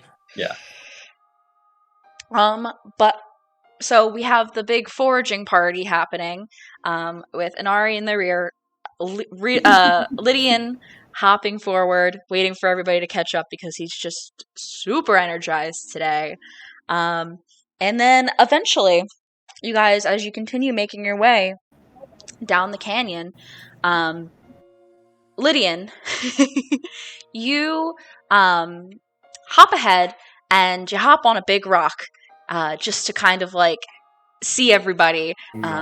And you're like, waving and like waiting and stuff. You're like, you know what? I'm so far ahead. I'm gonna take a rest, like kind of like the gosh. tortoise and the hare kind of thing. You take a rest, and then suddenly, like the ground beneath you begins to kind of shift, and you're like, is an earthquake happening? That's what it kind of feels like for you. What were in those crickets? Yeah, more or less. And so, oh shoot, I need to do it this way. Give me 1 second. So what if we just ran from this one like we ran from the last one? Like thoughts. I don't have I can't throw anything We're that hit in this guy. We're in a canyon. I don't think there's anywhere to run. Yeah, you're right. So I've been majorly slacking on making maps lately. I just haven't been doing it. So this is what we have to work with. Made this one today. This is you guys. This is the canyon. Boy. Canyon map. Canyon map. Come on. Too many things open in here. But sure enough, Lydian, you feel yourself kind of begin to rise with this shaking movement of everything. And I'm going to have you, DJ, switch to song F, please, as a big rock formation emerges from the ground beneath you. It's kind of orange in color to match the rocky terrain around you guys of this canyon. And it just kind of rises and puts its massive fists down into the earth. And I'm gonna have everybody roll initiative. Exciting. All right, guys, put away the food audit for now. We gotta get serious. Gotta get Right. Anonymous dinosaur. Thank you for your service. I really hope that I'm anonymous, true, but They're like anonymous quokka. Yeah, they were the first one in. I'm really proud of them. I have to add all my stuff, which I will do after we don't totally don't maybe die. I should actually combat happens. All right, I'm going like way last, guys. So I'll see you later. I'll work on the food audit. I'm starting. Lydian, I are don't you know in what here to yet? do. I've never seen anything like this. Am I? Oh, I couldn't find myself, and I was like, oh, I must not be here. And then I Yeah, forgot you're on about it. top of the. I realize that stone now. necklace. I at first. Okay, yeah, I rolled 7. Okay. We're gonna pick up with this combat after we take a short break because we are getting closer to 3 right now. And I don't want to just start it and have to stop in between. So we'll take that break real quick and be right back. Sound good? Everybody tell me Sounds how to great. fire rock.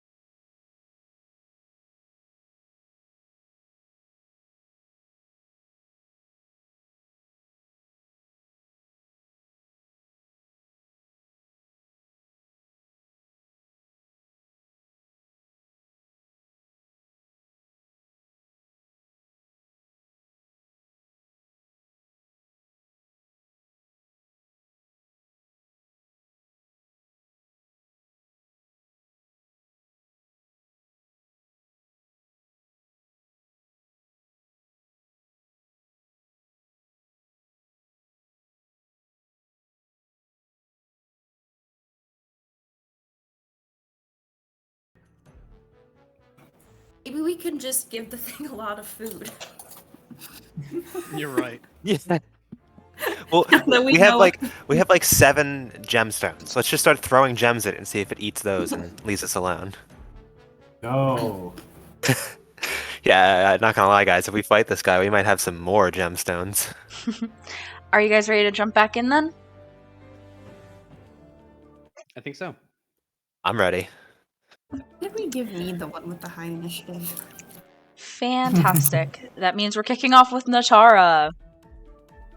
You see Lydian up ahead, on top of a giant rock golem of some kind. Monster.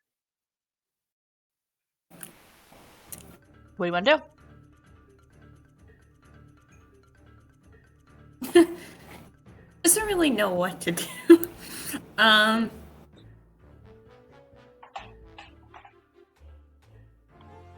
Oh, can she?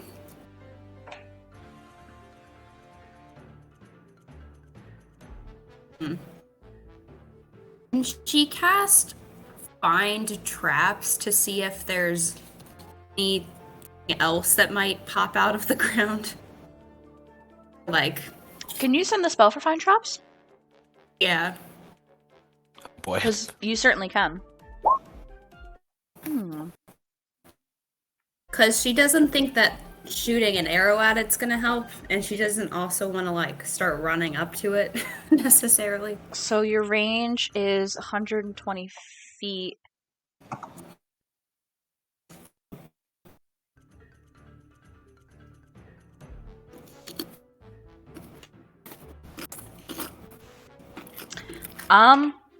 So Natara, what does it look like when you cast this spell for you? I don't know. At least she, like, sends out a lot of bubbles. And I don't know. Yeah, I mean, I don't know. Something so to change color if the trap is detected. I don't know. you Ooh, that's cool. can detect then that there are a few smaller, things that are going to, that if you get close enough, may pop out at you. Yeah, because it reveals that traps are present, but you don't learn the locations of each trap, but you do learn the general nature. So there are maybe more of this thing that is before you. Though, as far as scale of it goes, you can't be certain. But you do pick up on that there are more. Okay. So I'll probably, tell the group, like, be careful where you step. There might be more of these, or, like, there are more of these around. Anything else from you? I don't think so. That was your action. You still have movement, bonus action.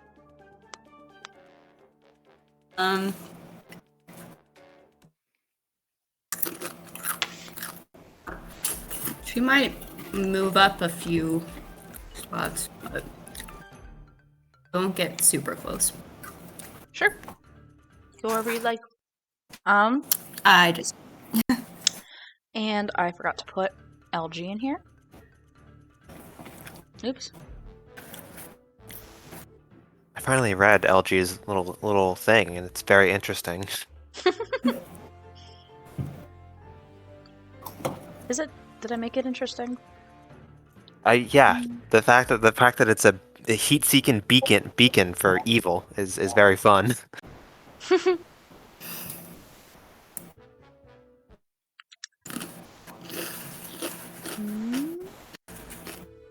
I would expect nothing less from Scrappy Doo. I just gotta get his initiative in there. Okay. He goes first. He goes before me. Let's go. Let me get rid of that. This is tough to juggle. So, the stone talus that Lydian now sits upon gets to go.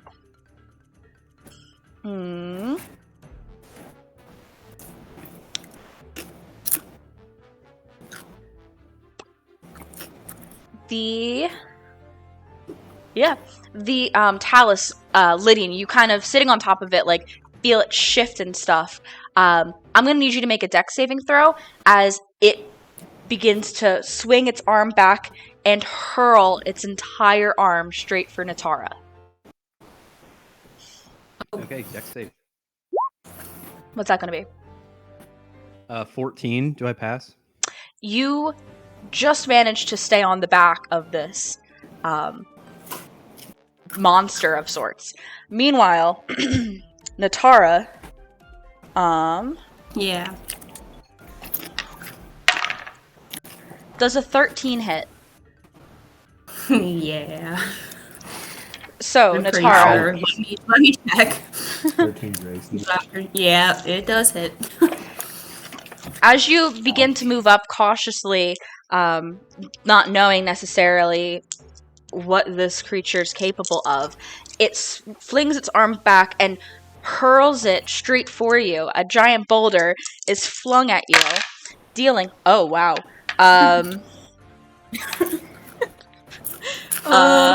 24, Oh, wow. 24 bludgeoning damage? What the fuck? Ah, Christ.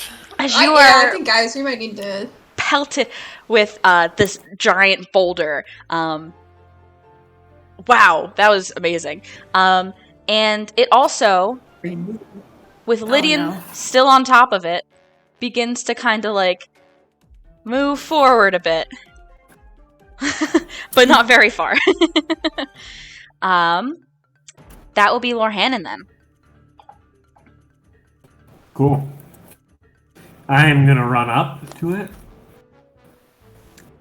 Thanks. I'll use my cunning action to dash closer to it. Okay. I would like to swing at one of its legs. Mm-hmm. Or short sword. Sure, go for it.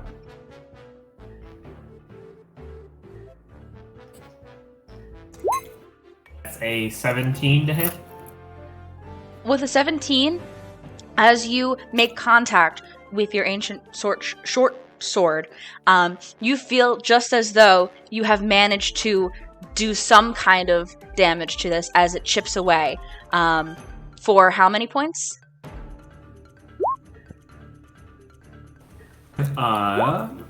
It's sneak because Lydian's on top, right?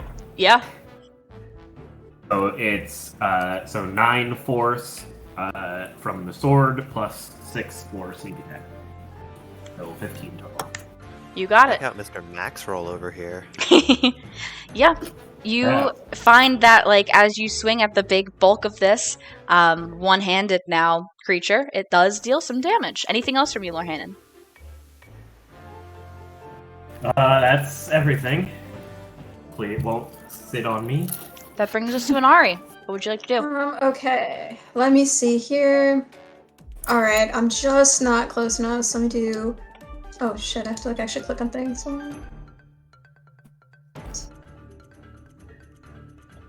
Okay, what? 6. Okay, and I think from here, she'll at least cast Shield of Faith on Natara. Let me make sure that I am in range enough to do that, but You I are. should be.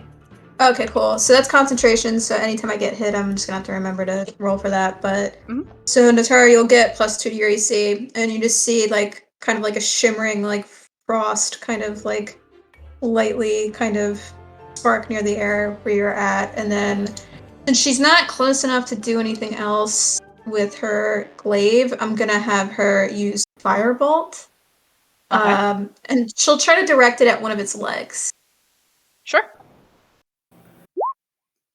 Oh, that's a critical fail. So. That could have been a weapon. Could have broken your weapon, It dude. could have been a weapon perspective. So yeah, that misses. Yeah. And so she'll sit where she's at then. Okay. What happens to Inari when she casts a spell and it critically fails like this? Like, what happens with the spell? I think like maybe. I think maybe it gets maybe the spell thinks it's closer than it actually is, so it kind of gets caught up in like a wall and just kind of freezes, cracks, and then falls to the ground. So yeah, Very cool. something like that. Okay. Lydian, you're on top of a stone talus. What would you like to do? Perfect. That's how I want every sentence to start. So what is on the back of this thing? Like, what does it look like? Are there any like protruding pillars or anything? Yeah, it seems that there is a big ore deposit of some kind protruding from its back. But not that different from the rest of it, though. Is it like I'm just looking for like a place to hold on, essentially? And if it's on its back, I guess I just like squat down low to the ground, like have a low center of gravity, and be like, "Don't worry, guys. I think I can try to control this thing. I don't worry about it." And I'm gonna do Charm Monster. Oh, Okay. brother. Oh God. So it has to make a Wisdom saving throw and takes the higher of the two rolls because it has Big disadvantage. roll. It has Big advantage. roll. Yeah. All right, let me pick another. So with advantage, that is a 19. Okay. Yeah, and then I'm gonna cast Silvery Barbs. So you're gonna force it to re-roll that 19 then? Correct. Okay. The combo is insane. I love it. So it's no longer advantage between the two, correct? It is just whatever it rolls there. What? Is it the roll that I make now, or is it the higher of those two? No, it's the roll. Wait, what? It's like if you succeed on it, so then the roll ends up being a 19. I re-rolled the 19, but does the other one still play in? No, or the other one. just... The other one doesn't. I don't Okay. think so. No. So that's a 10 then. I just want to make sure that that's like, that this did indeed fail its save, because I can send. Actually, I should send Silvery Barbs itself. So it says like it must re-roll the d20 and use the lower roll. So I don't know if it makes another roll with advantage or not. I didn't do it like that. I had, so it would be that 10 then, I would say. Okay. Okay, so it is charmed by you. It's friendly to you. You're riding a stone talus that is friendly to you. But it lasts until, and you've never done this before, so realistically, none of your other companions know that until the spell ends or until you or your companions do anything harmful to it, Right. that's what would cause it to end. So I'm going. So like, does it shift or like stop at all? Because actually, when a stone talus stops like being threatening, doesn't it just sink back in the ground or something? It's just kind of like right now, because it doesn't have an action or a turn or anything. It's just stopped where it is. It is just chilling. Can I like? I mean like. Can I like do one of the things where, like, I don't know if I'm in control of it or if it's just like friendly towards me. So I'm gonna try to do like raise my arm and like lower it and see if it corresponds to the stone talus. You are on top of it. It does not follow you raising your wing in any capacity. Does it? Do I know if it understands me? I like. Can it understand me? I don't know. I would just be like I would feel it suddenly like stop, and I'd be like, can you do something that tells my friends you're not gonna hurt them? Do I get a reaction out of that? You get no reaction from that. I'm going to. I guess I'm just gonna like hop down the side of it. I think. Are you gonna fly, Like- or are you gonna like jump? I'm gonna fly. I'm gonna like Okay. pick myself up and then like fly out this, and then seeing that it doesn't take a swing at me, It does not take a swing at you as you walk away and or fly away. I'm gonna say to everybody, I don't know how, I don't know what's going on, but that monster should have retaliated, right?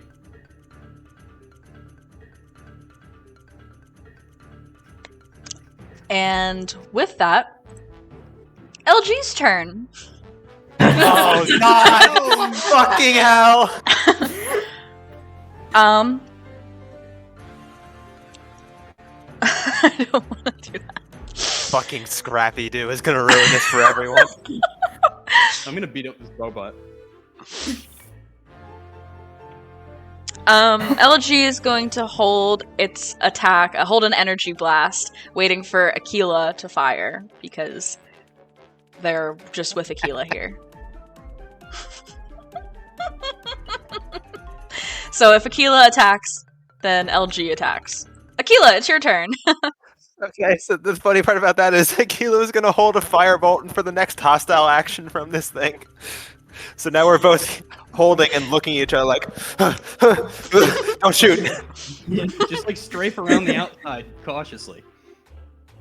Yeah, I'm just gonna move over here, and then hold a firebolt if this thing attacks. That brings us to Natara. Oh wait, where'd you? Okay, no, yeah, to Natara.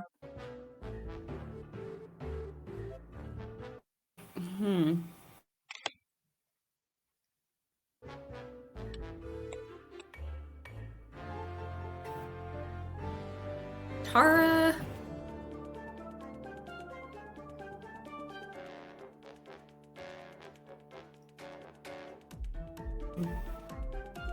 Tara will ask Lydian, so she's, you know what, she's actually just gonna take the dodge action in case it hurls the arm at her. Good plan. Good plan. Sure thing. Any movement or bonus actions or anything? Probably not. Didn't do anything when Lydian moved, but she doesn't want to, like... Yeah, she doesn't want to tempt fate. Okay. Stone Talus' turn. Does it make a save ever, or... Okay, no, until the spell ends or until you... So it doesn't make any saves on its turn. The Stone Talus, missing one of its arms, kind of, like, suddenly, like, shifts and, like, falls over. And it's just kind of, like, there for a second. And you're all kind of like, oh, is it, like, at rest now?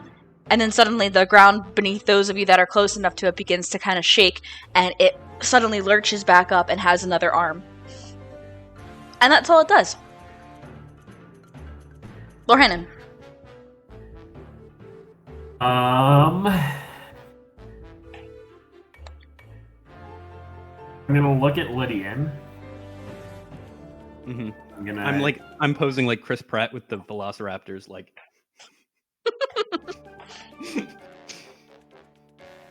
I'm gonna be like, "Are you sure?" I'm like 67% sure that it's like a higher form of suggestion where it's not gonna do anything.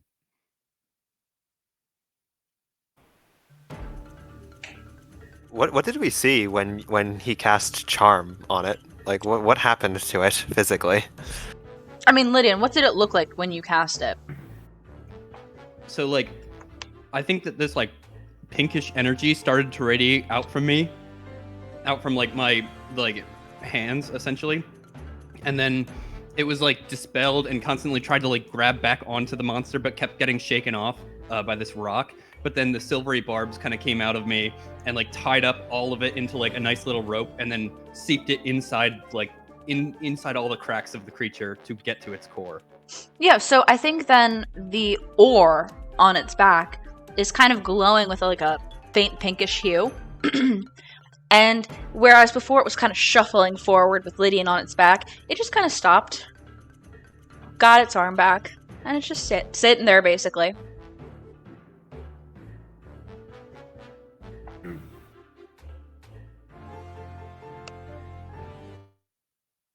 And I'm gonna walk around it. Like, I'm gonna, like, shuffle around it. Okay.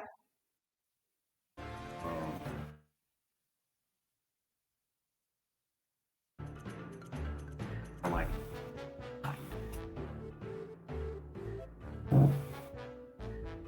As you pass by this, hang on, Oh no.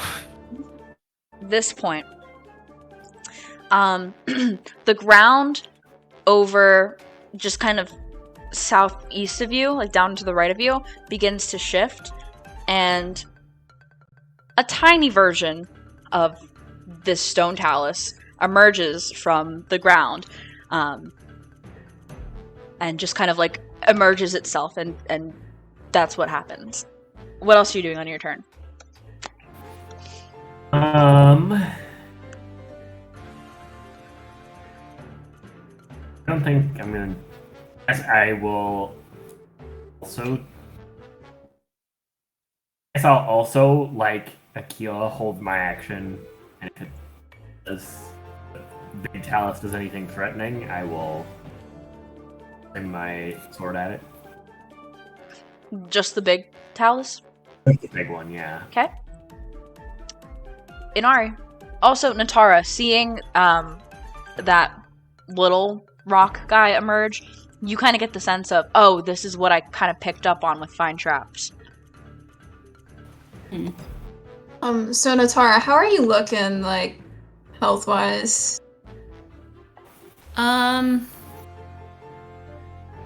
I not terrible. I still have a little over half my health left. Okay. Alright. Alright, I'll hold off for now, but like I might swing over and heal you in the future. Okay, so I'll just do 1, 2, 3, 4, 5, 6.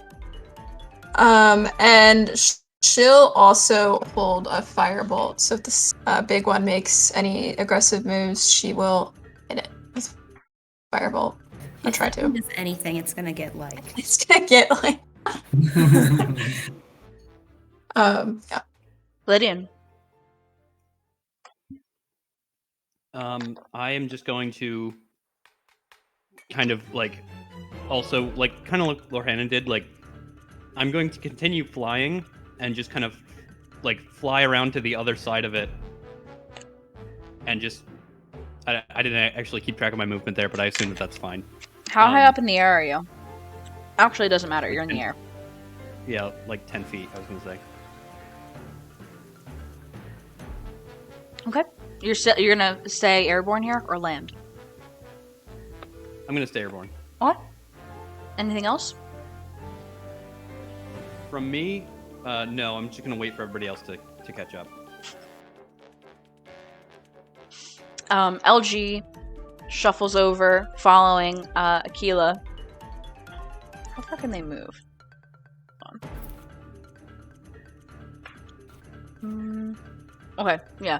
Gets over next to Akila and just kind of looks at you, like, expectantly and gives a little whistle, like,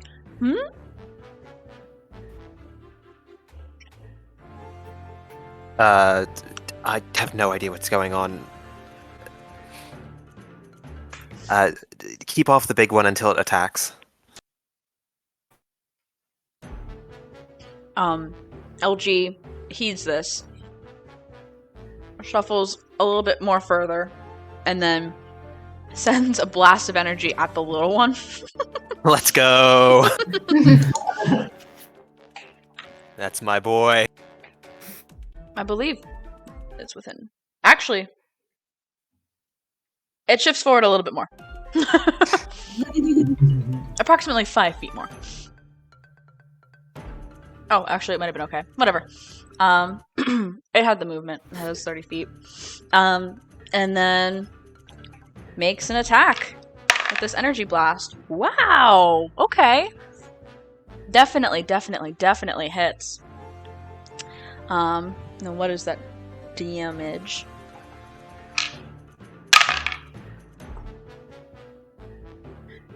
Sends a blast of energy, dealing 8 force damage to the little pebblet. That's it for LG. Akila. Oh, did we I'm lose just gonna Sean? shout Oh, out. never mind. No, I'm here. Just gonna shout out. What's the plan exactly now? And then I will walk up and try and take a. I will use my action to build my free turret for the day, and bonus action to command it to fire the force ballista at the pebblet. Okay. The turret is going to be tiny size, so I can hold it in my hand again. Gotcha. 20 to hit. Definitely. 7 force damage. Wow. Okay. And that's it for me. Little guy's turn. Starts making its way. Only gets about there. Oh, little buddy. You can do it, pal.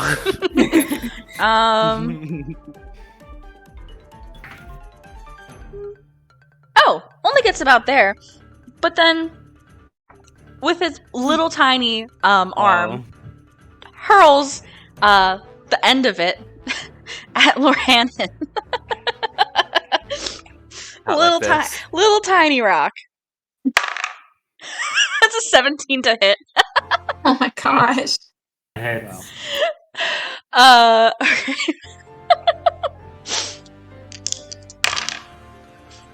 So that's 7 points of bludgeoning damage as a little, like, decent-sized rock kind of hits you in the hip from the right. I yell at Lydian, you expect me to put up with this shit?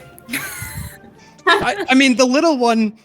Listen, let me talk to him, and then I shout to the big stone, like, "Enemy, little rock man, enemy!" There is no change, no movement, or anything in the demeanor of the big one. Natara, that's your turn. She's still not going to, she's gonna carefully kind of like start moving around the big stone guy, and probably just take the dodge action again.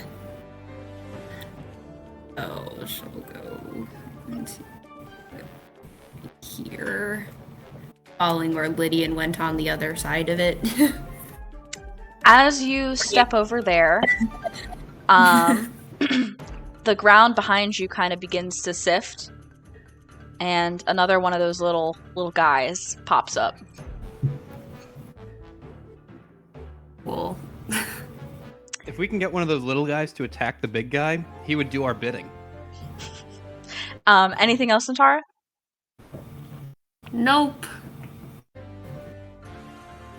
The big stone talus does nothing.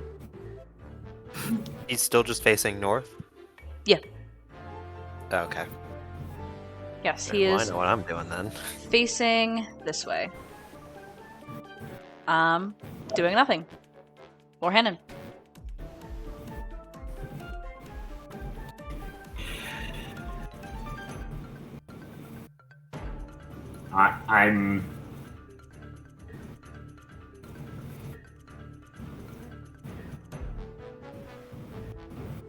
I'm gonna climb the big talus. Let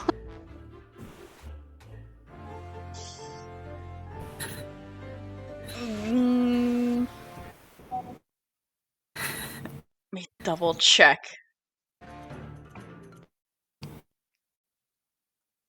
Anything harmful to it? Okay, give me an athletics check.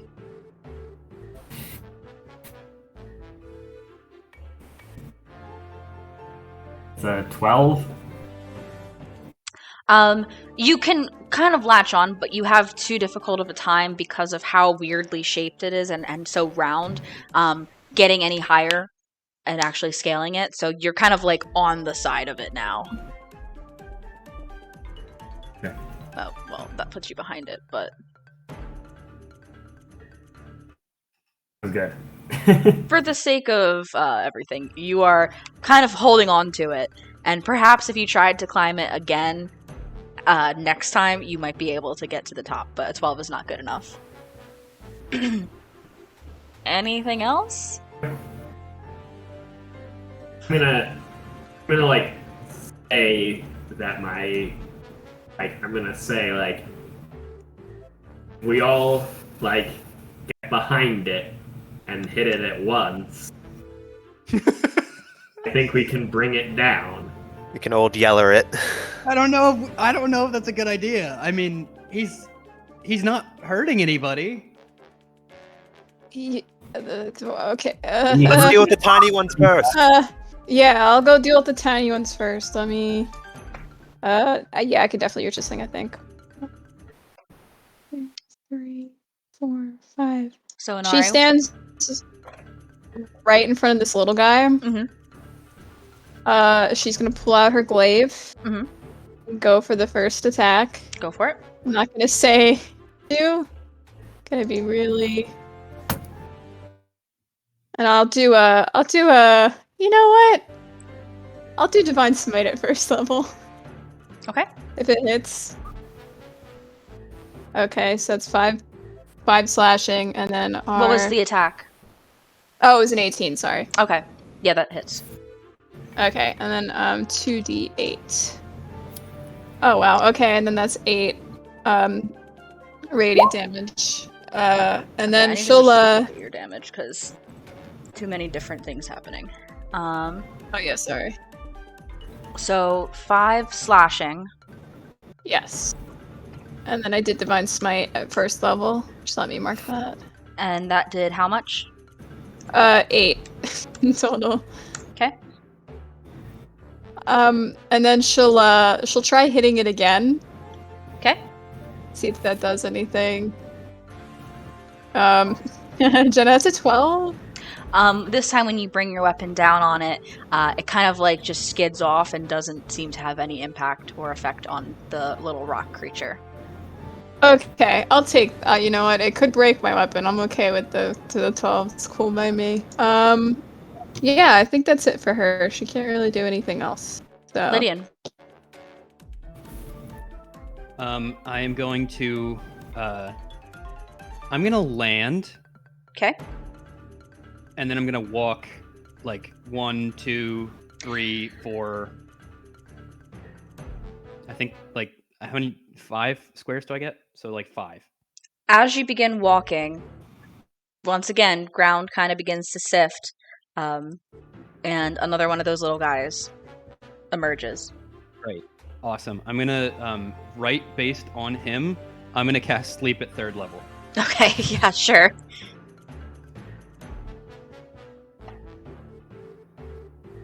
Okay, How many sleep.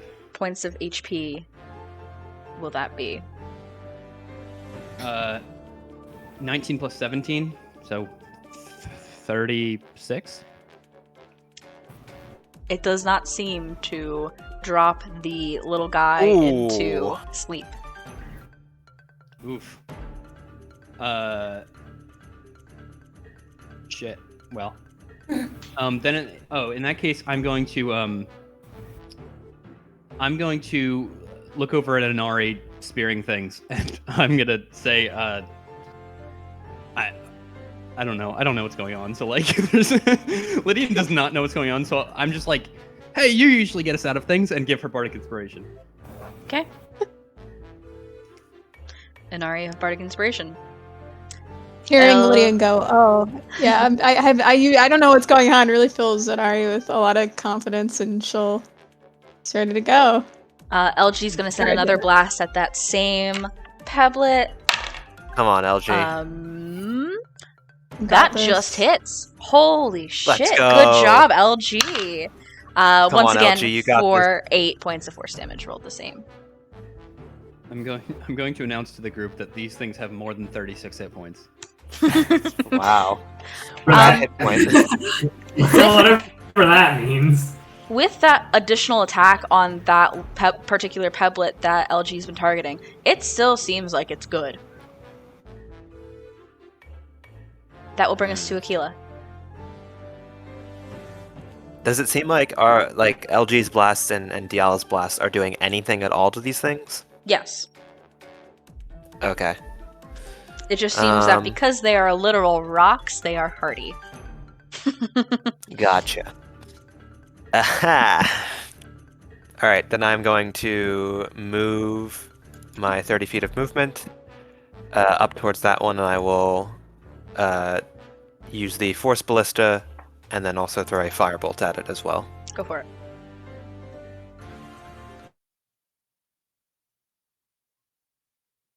So 21 with the Force Ballista, That hits.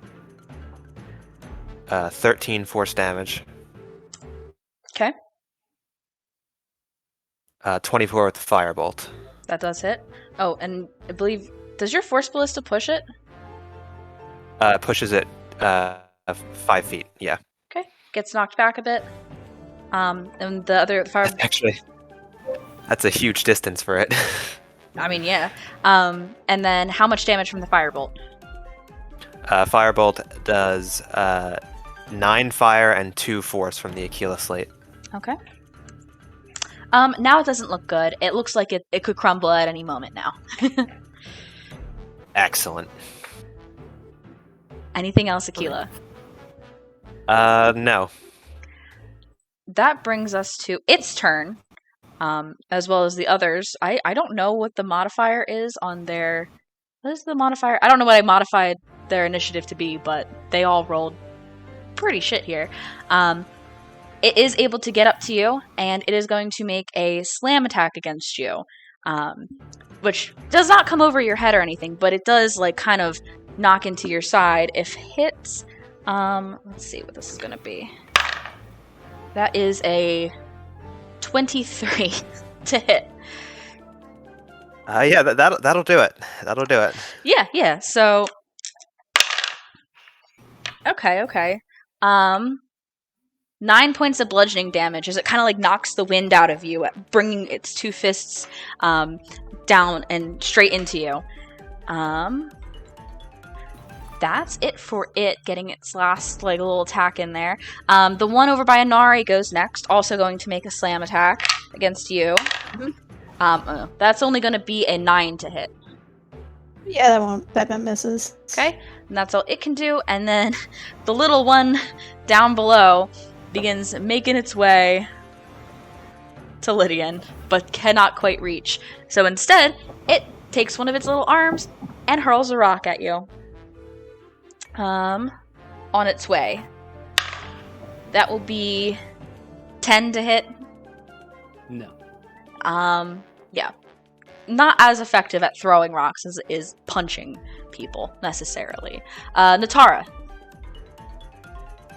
Okay. I am going to go over to this little guy. And bonus action, planar warrior, and then attack. Go for it. My Here we go. Big numbers, big numbers. So is that 2 attacks then? Yeah, first one's 12, second 23. The first one, you kind of bring it down, and once again, similar to you watched Inari do, it kind of doesn't do anything, just kind of it seems that the rocky form of this little pebblet guy resists and just deflects the attack. However, the second time you hit, it does hit for some damage. So roll some damage for that one. Okay, we got that plus. Oof. Damn. One. All right. What kind of damage 16. is that your planar warrior ability? Force. So 16 force damage. Gotcha. Wait, does it changes the base damage of your weapon to be? Mm-hmm. Okay. In that case, it's not looking as good anymore. A little, cracked. Cracks are starting to show on him. Anything else, Natara? No. Big stone talus. sinks into the ground. Oh, it's Outski. So I guess Lorhen is like, who's on its back. Now on the Oh, ground. that's right. You were on it. Yeah. No. It begins to kind of like sink down, and like your feet just kind of hit the ground as it like, almost like those spiders that like move a lot to like fall, like sift under sand. It does that, but like with the rock, the solid rock. And your feet just kind of touch the ground as it sinks, Lorhan, and you're next to it, Boulder. But it is no longer there. And additionally, with how it sank, the ore on its back that kind of had a pink glow to it is no longer visible. Lorhan. I'm gonna stand on the boulder. You get up and stand on the boulder. And I am going to throw a couple of Eldritch Blast at the old guy to the right. Much appreciated. Go for it. That will hit. 20 first and a 10 for the second, which I think doesn't hit. The first hits. That's 13 force damage. And in doing so, you shatter that little boulder, dislodging some kind of gem that was in the center of it. And because it shatters the second... you know what? Yeah, no, it wouldn't hit anything anyway. It just kind of goes through where it once was. And that guy is no more. Anything else, Lorhanan?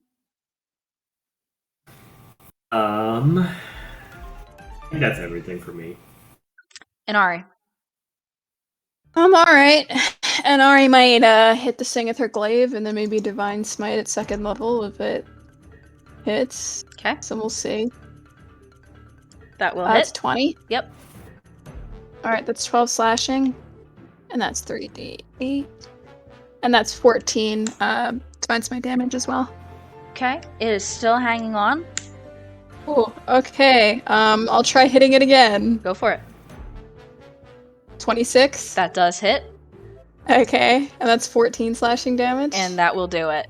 As you bring your glaive down, almost like a golf swing, swiping it straight into one of the cracks Natara had kind of created with her quarterstaff, splitting the little rock creature, once again dislodging some kind of gem that was at the core of it.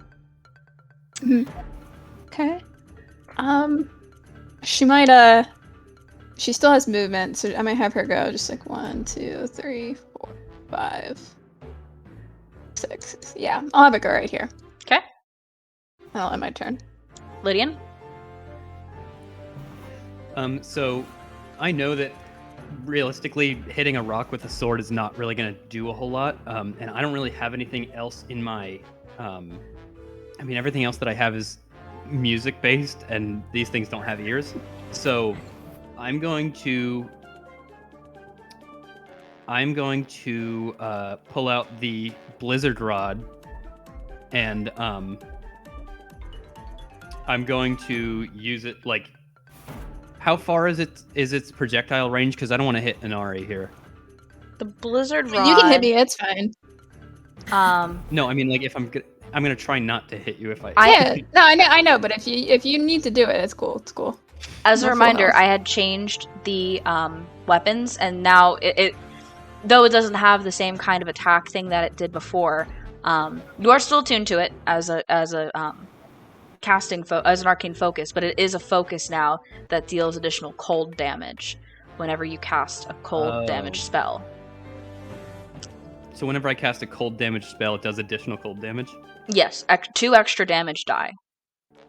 And then I can't just use it as a weapon. You can cast Control Weather through this rod without expending a spell slot or material components, but you can only do it to decrease the temperature. Okay. Which That's not is gonna useful for some areas, don't get me wrong. Well, yes, that's true.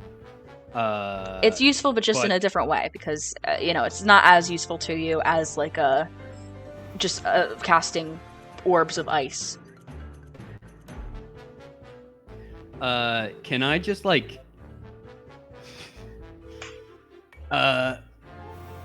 is picking up this rock like its own action, I assume?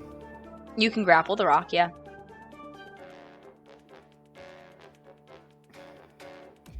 I'm gonna actually, you know what? I'm going to, yeah. I'm just gonna run up to this thing and like try to pick it up or grapple it. Okay, so make an athletics check, and then it's going to contest it with an athletics or acrobatics check. And it will do athletics. Let's go. I got a crit. Holy shit! It only got a 13, so yeah, you pick it up, and it is considered grappled by you. It has no movement speed now. Okay, how far can I move? Half your movement speed that you have remaining.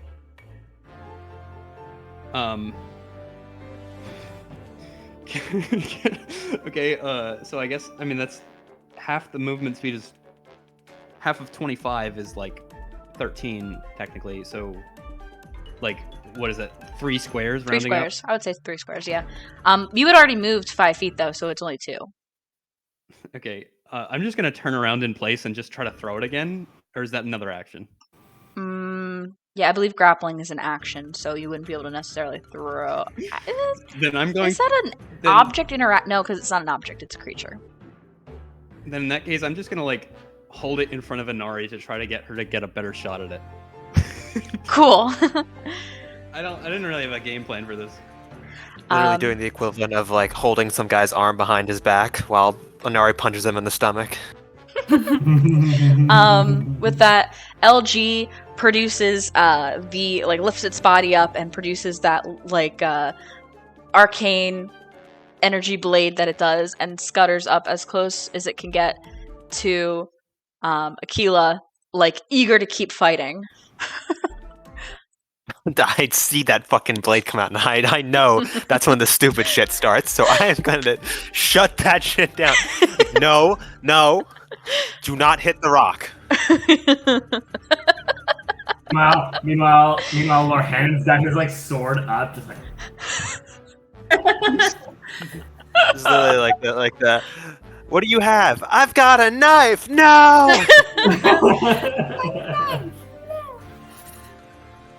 Oh god, how do I fucking stop my insane robot and still use my insane robot to attack the other rock? I'm gonna trust that LGs can keep his bloodlust under control.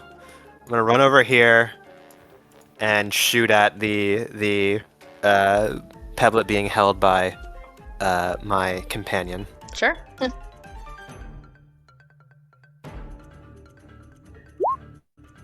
17 to hit. That does hit. 7 force damage. You got it. This one has taken no damage so far. Yeah, gotcha. And then I will throw a firebolt at it as well. Go for it. 26 to hit. Definitely. That's a total of 5 force and 17 fire damage. Whoa. Okay. Jeez. So it's at 23. Is that Just math right? No, this 22. thing is in front of my eyes, so like, I'm just like, what's happening? What's happening? Now you're holding a hot rock. Yeah. It's starting to crumble in your hands there, Lydian. It's not looking so good anymore. Anything else, Aquila? No, unfortunately. Though it is grappled, and its movement is 0, it still can take an action, and it's going to try to slam Lydian, who is holding it. That is going to be a 16 to hit. I'm gonna silvery barbs and then try to reroute its slam. Okay, so it's the lower of the two. Yes. That is only a 14 then. That matches anyway, so that. Okay, so it does still hit. You take 8 bludgeoning damage as it kind of like brings its like one existing fist that it still has down and slams it on your head there. Oh. Natara. He's gonna follow essentially the same path that Inari took to walk over this thing, because it didn't seem to bring about any new ones, and I don't think she gets close enough to make any attacks. So she's just gonna do that. Okay. Lorhannon, you stand atop the boulder that has sunken into the ground partially. I have my sword up and I look at Aquila.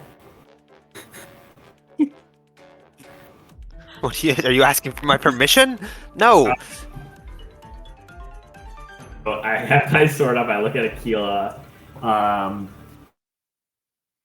and instead I'll throw Eldritch Blasts at the one that Lydian's holding. Sure. But so it's an 8 and a 13. Both of those miss. Oh, here's. Do I think I could reasonably, like, okay, for the big one that I'm standing on, like, could I guess if I got off of it, could I hide from it? I would say, Probably if I'm standing on it, I can't hide from it. give me a nature check. Because you have fought large beasts and creatures before, so just based on your, The 17. yeah, I'd still say then, you reasonably would not know how this creature is perceiving anything, and you reasonably don't know if it's possible to hide, though you can certainly still try. I guess I'll stay standing on top of it and hide. I'll get off of it because that doesn't make any sense. You could try. You can make a stealth check. I think I want to be standing on top of it, so I will try and hide, like, on top of it. Sure. Give me a stealth check for your hide attempt here. Ooh, it's a 9. Okay, good to know. Anything else? That's everything. Inari. Okay. Inari You do still is have going Bardic to also, do- I believe. Yeah, so I'm gonna if I miss, I'll try using that if my sheet ever loads. It's currently not doing that. Who did you redirect the silvery barbs? Oh yeah, the Oh, advantage. you're right. I'm I'm gonna gonna do add my- it to this. I'm gonna probably do it to myself. Okay. Just for the sake of. Yeah. So it's a D6, Matt, right? For Bardic Inspiration. Yes, it is a D8. D6. Oh no, it's a D8. It's a D8. D8. Oh, okay, good. Oh shit, I'm gonna add an 8 to Ooh. this, so that's a 22 now. That hits. So I'll roll that. That's an 11. And I'll divine smite on that, just because I want to get want to get this over with. Sure. Because this thing is hella resistant, like hella tough. So I'll do it at first level. T8. And that's a 6 added onto that. Okay. And It's then still up. all right, still try hitting it again. Wriggling, like the little nubs of what remains of its arms and its two smaller legs just kind of wriggling as Lydian holds it. Okay, I got a 20 with this one. That'll hit. Okay, and I'll do another divine smite, and since I'm looking at my other smells at second level, I'm not gonna really use any of them, so I'll use a second divine smite for that. Okay. You know, why not? Sure. Good night, sweet prince. Oh no, it's okay, because it's like an 11. And that will do it. Okay. Lydian, you feel I'm it. seeing like. Oh god. No, like I was gonna say, I'm seeing like just this insanely hot like fireball, and I'm like, okay, that's Aquila, and then I saw 2 like Eldritch Blast whiz past. I'm like, all right, that's Lorhannon, and then I just see like of like holy ice energy, and I'm like, all right, that's Inari. and soon enough, with that final swing of her glaive, it cracks into two under, like, in between your hands, and you're left holding two parts of rock, and the rest of it crumbles in front of you. And you see the sight of the intimidating 8-foot-tall Gerudo with a massive glaive, kind of like pointed at you, but not at you. Retracts it for the pebblet has collapsed, and another gem falls from the core of it. Can I pick up the gem? Yeah. Did something happen with your audio, or is that me? Can somebody else talk? Can you guys hear me okay? I can hear Matt pretty good. Yeah, everything seems fine. Maybe I bumped my thing on my headphones then. Yeah, hang on one second. Let me pull up the thing for this. You can switch the music back to song M, as in Mary.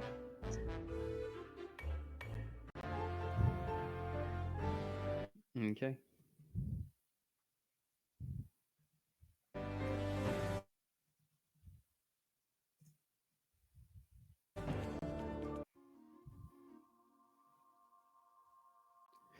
So that rock dissipates in my hands, and then the other one doesn't seem very threatened. So, because 3 gems dropped, these are what you guys end up with. There are 2 opals, one of which is at your feet, Lydian, and then the other is a topaz. Who wants to add them to the document of holding? I got you. So 2 opals and 1 topaz. As you guys have quelled the stone talus, and then destroyed the smaller pebblets that resided around it. I didn't know I was traveling with a bunch of cowards. You really want to fight a giant boulder today? Yes. And, like, we were the only ones who wanted to go investigate the Divine Beast, so, I mean, if we're going to have a conversation about that. For one who complained about pointless distractions on his unending path for revenge, you want to fight a rock now, just to be clear. I didn't say I want to fight a rock, but I think that you seem to think that we can win with, trickery and magic games. You can't beat Divine Beast with magic games. How would you... Best thing you have to do is force. You are an idiot if you think that's true. Also, have you had experience with the Divine Beast then? Something that we all have not had. Guys, after I ate those crickets, I think I told that rock monster what to do. He's freaking out. Lydian's having a bad trip. Lydian's like, everyone hates me. Oh my gosh, like the world is not real. I am falling apart. In the middle of their argument, like heated debate about like what they wanted to do. Imagine we all just like turn around slowly and like look at him like, what the? Every elixir just magic and trickery is exactly what we need to use. Oh, go ahead, sorry. What'd you say? I was just saying, every elixir just has a different drug effect. This one was cocaine.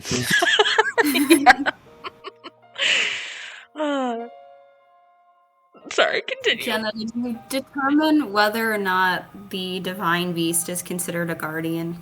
Oh, shit. I did make a note of that, too.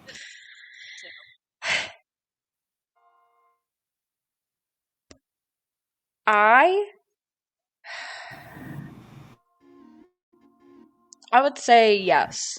That would be its type. Okay. Or it would share the same type as the Guardians do, yes.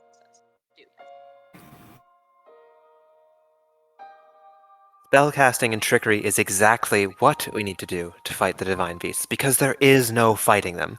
They are a roving, sentient fortress, meant to kill horrors beyond time.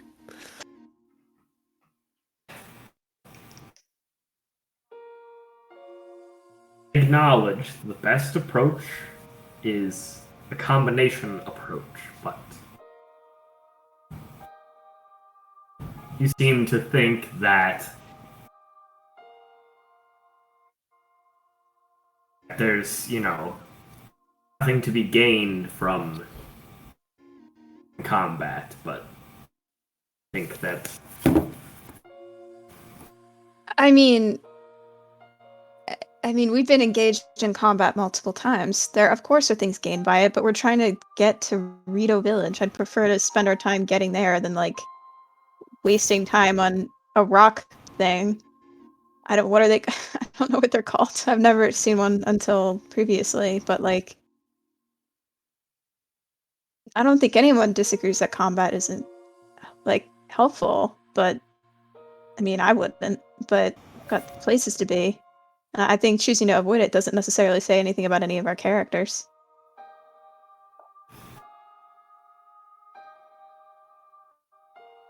perhaps we should go. Let's keep moving then. And so you guys press on for the remainder of the day on foot at the bottom of Tanagar Canyon. Continuing on. For a second, I thought we were going to end because it's 4, but we started at 1, so we still got an hour. Yeah. Um, I told you we were going to get there today. and you guys Just you today wait, dude. get to about this curve point here.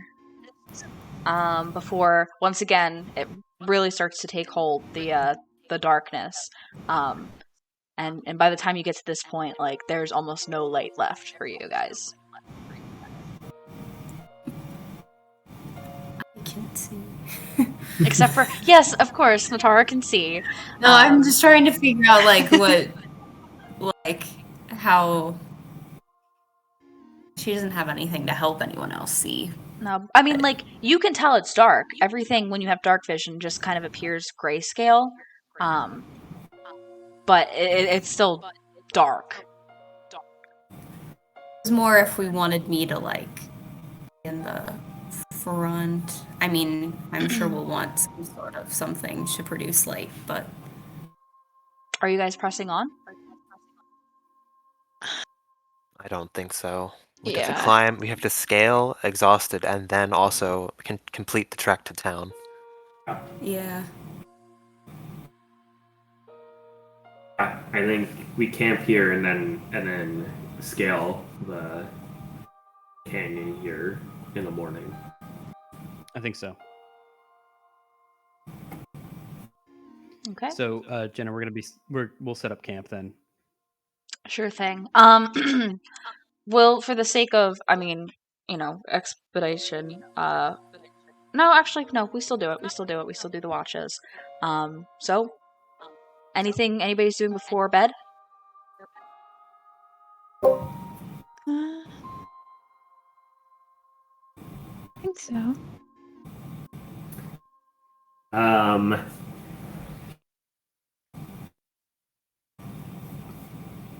don't think so. Maybe I'll be pacing even more angrily than I was staring into the fire previous night.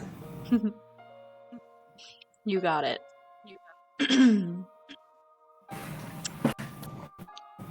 Well, we'll jump into watches then. Who has first watch? Anari will take first watch tonight since she slept through the night previously. Okay. What are you doing, Inari? For one, she's not trying to talk to that random voice. Actually, you know what? Yeah, she probably is. I don't know why she wouldn't be. But yeah, she's kind of just cleaning, trying to sharpen her glaive since the rock's probably dulled it a bit.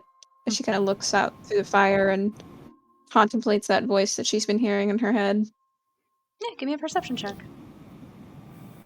Alrighty. Computer loads. There we go.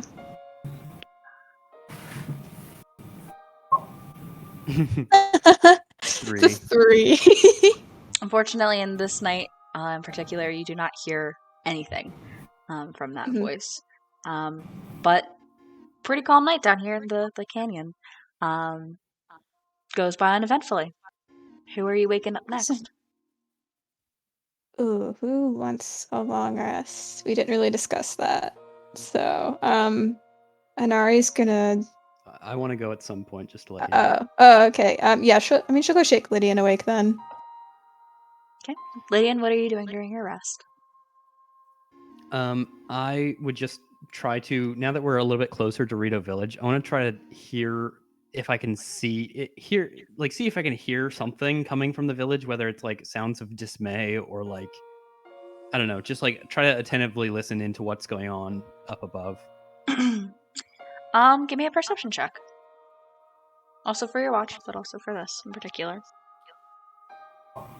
15. So, And you know what?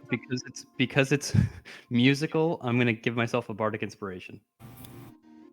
Can I do that? sure. I max rolled it. 23. Wow.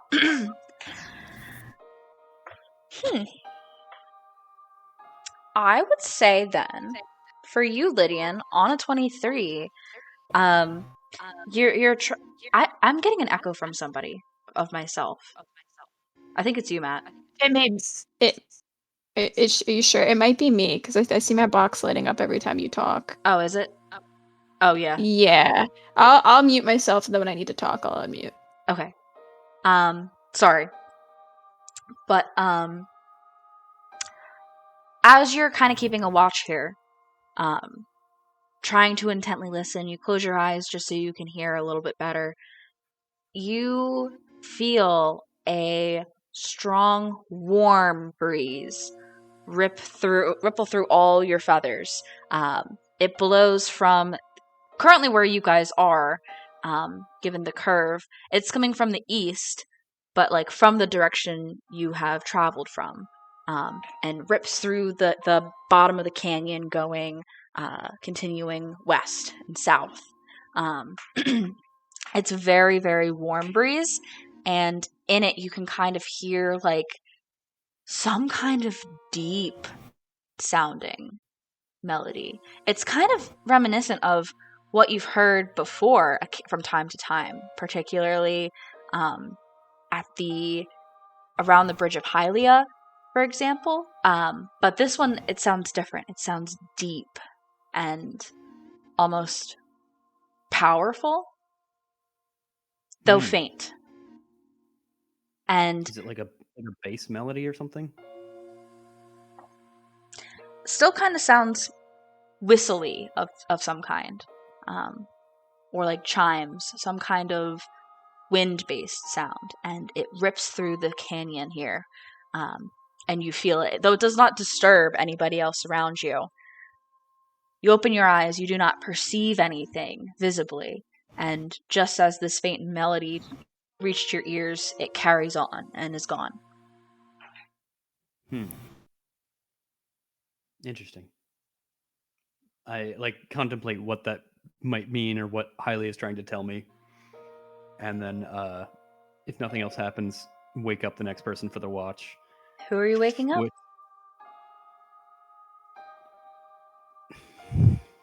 I get like Lorhannon, I guess.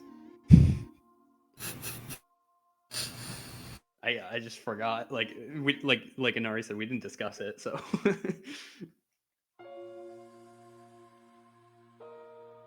Lorhannon, what are you doing? I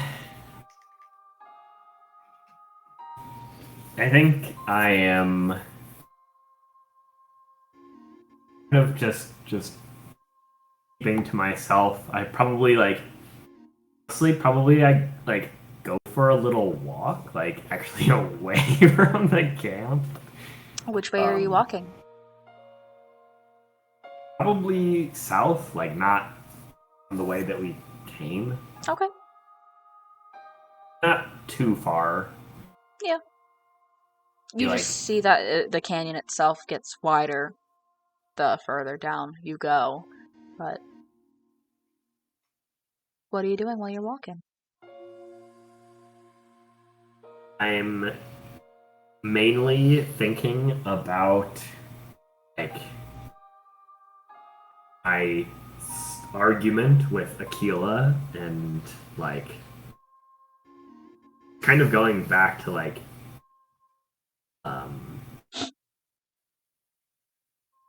that like sense of anger that I have, and I guess realizing that like it's not actually aimed at Aquila.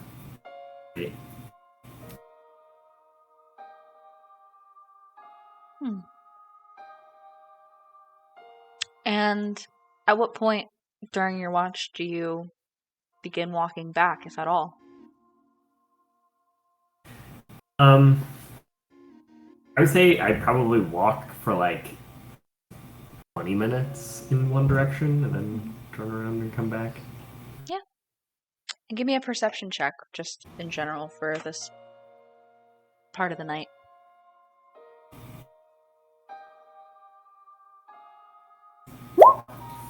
9. Yeah, nothing appears out of the ordinary. You're more lost in thought having this internal revelation than noticing anything out of the ordinary in the now familiar canyon landscape you guys have traversed for the past day and a half. You return to camp, finish your watch, and who do you wake up next? I'm gonna wake up Natara. Cool. Zatar, what are you doing during your watch?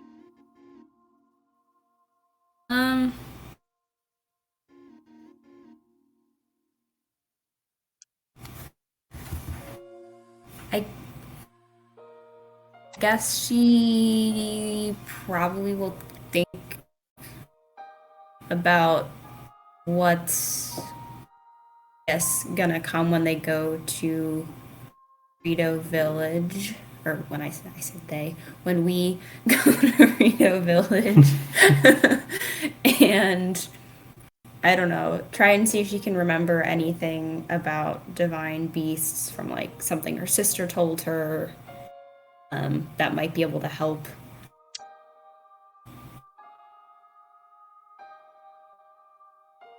Give me a history check.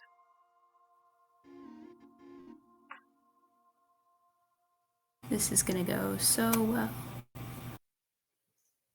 13. Weirdly enough, when you go to think back if maybe your sister knew something at some point about divine beasts or anything like that, something in your memory kind of clicks a little bit, like she's mentioned something about this before, though you can't remember specifically what. So making that connection just in and of itself, it'll yield something if maybe you could just remember what she talked about. And then give me a perception check just for the hell of it for the night.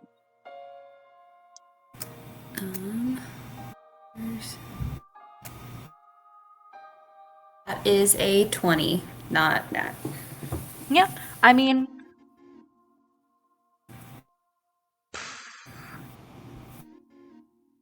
as your watch comes to an end and the sun begins to rise, even though you're a couple thousand feet below the actual surface of most of Hyrule, you can kind of hear as if above you, kind of to the northeast, there's something happening on the surface. Like you just kind of pick up like the occasional like sound of like maybe something slamming or something of that nature. It just kind of like faintly echoes across the other side of the canyon and then bounces back, and you can hear like that faint echo. But beyond that, nothing else happens, and the morning comes.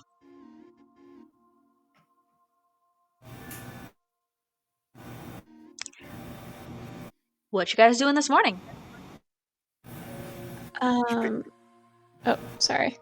We just want to eat like our forage food and go. Yeah, I mean, maybe. Let's pull up the sheet. 9 pounds.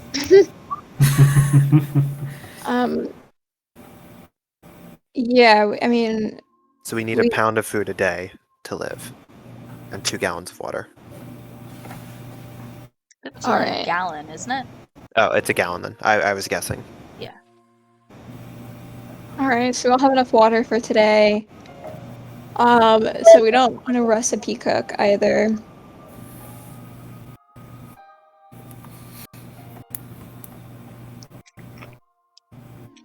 Well, no, don't. All right. So Jenna, can you clear this up? When you said we had the actual parts of birds, is that in addition to 9 pounds of forage food, or is that included in the forage food? I gave you that instead of 9 pounds of foraged food. Oh, okay. Okay, Because never mind. I do that sometimes when, instead of like random fish or random food, there's the opportunity for something else, and lack of an opportunity for like foraged foods. Like, there was not enough. You're not gonna find. Would you find 9 pounds of like foraged Like berries and grasses stuff. and berries and stuff at the bottom of this canyon? So instead, I just opted to give you chicken, basically. We found 3 cubic yards of berries, aka 9 pounds. Yeah. So I kind of do it interchangeably. If it's kind of a more verdant landscape, then it'll be like, yeah, you have 9 pounds of miscellaneous foraged food. Interchangeable. Okay, guys, let's celebrate arriving at Rito Village by eating several birds. Wait, I don't know about this. Yeah. Oh, we all just slowly look over at Lydian. I feel significantly slower. Get a nosebleed from your elixir yesterday. Yeah, I do. Yeah, I do. So how many of these birds are we cooking for survival? We have a whole bird. Are we doing the one bird for everybody? Is that going to be enough for everyone? A whole bird? Like, what are we talking here?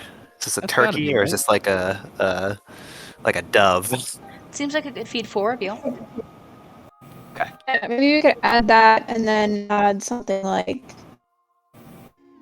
one of the crabs. Drumsticks. Yeah, because the drumsticks don't have any effect to them, so it might be cool to keep some of the unaffected stuff just in case we want to make like a recipe. Oh, I see. So you're saying we do something with an effect. Well, I mean, yeah, just to kind of spread out the regular plain ingredients that we have, so we don't make them all today. Sure. So I'm not sure. Like we have some of the crabs, we have the fish. I feel like if we maybe add one of those, we might be good. Let's do maybe like. Well, how do we want to approach the stable?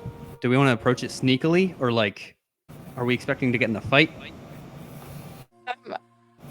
I mean, I think we'll probably be okay. So maybe we just use like a health one just in case.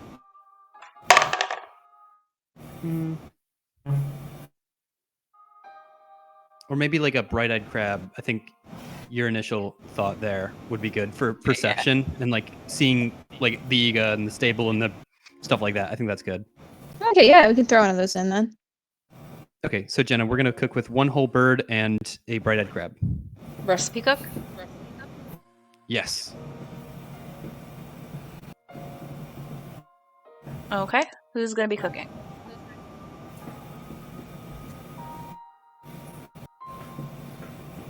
Any volunteers or? Me. Probably shouldn't be an Ari. Inari, do you want to, or Natara? No, how's your yeah. cooking like? What? I don't think Natara's How's ever your- cooked. I've never cooked before. Go for it. Make us food.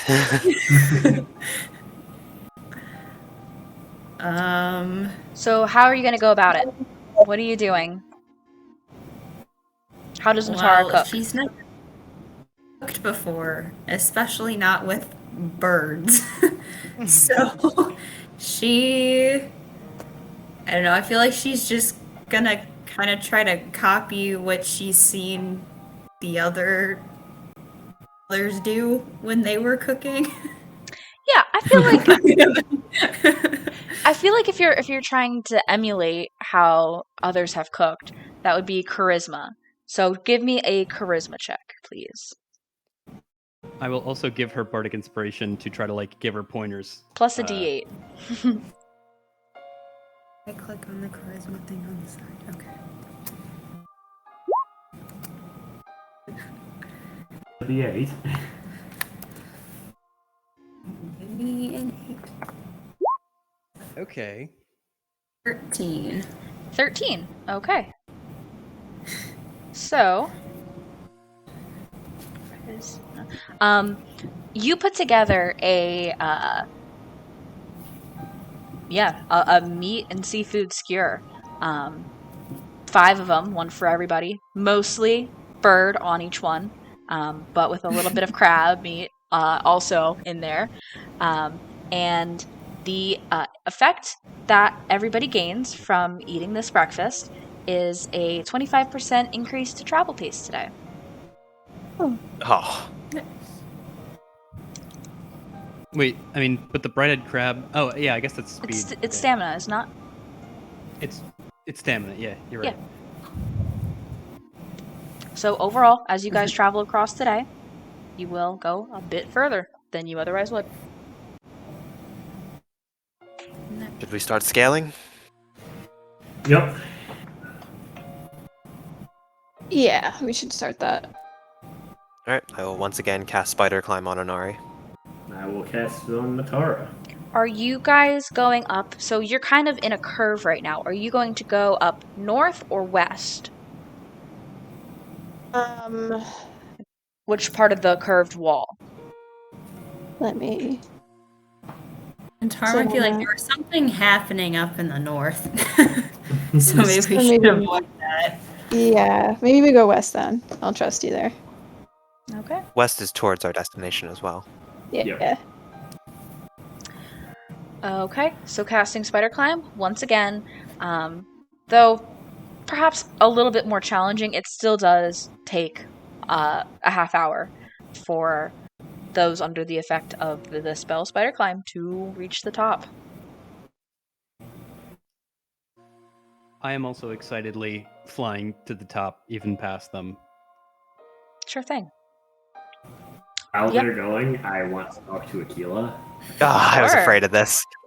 Akila was like looking off to the side, trying not to look at Orhanon, and like, oh yeah, look, there's like rocks on the ground. That's cool. You're gonna leave Aquila in the ditch. No. Aquila. Challenging. I was thinking about what you said yesterday, and I would like to apologize for things that I said and the way that I acted.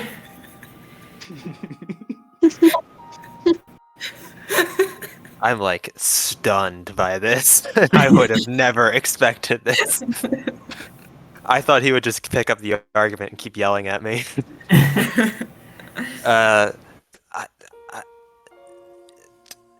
Apology accepted, and I apologize as well. It was rude of me to call you an idiot. You're merely trying to look out for the best of the group and explore all the strategies available to us. I shouldn't have been so harsh in my response. I appreciate that. I think that I've perhaps understand how I've been fueled by anger, and it got the best of me, and I perhaps took it out on you when I wanted to take it out on a giant rock monster instead. Anger is certainly a good motivator, but we should save it for a foe much larger than a giant rock monster.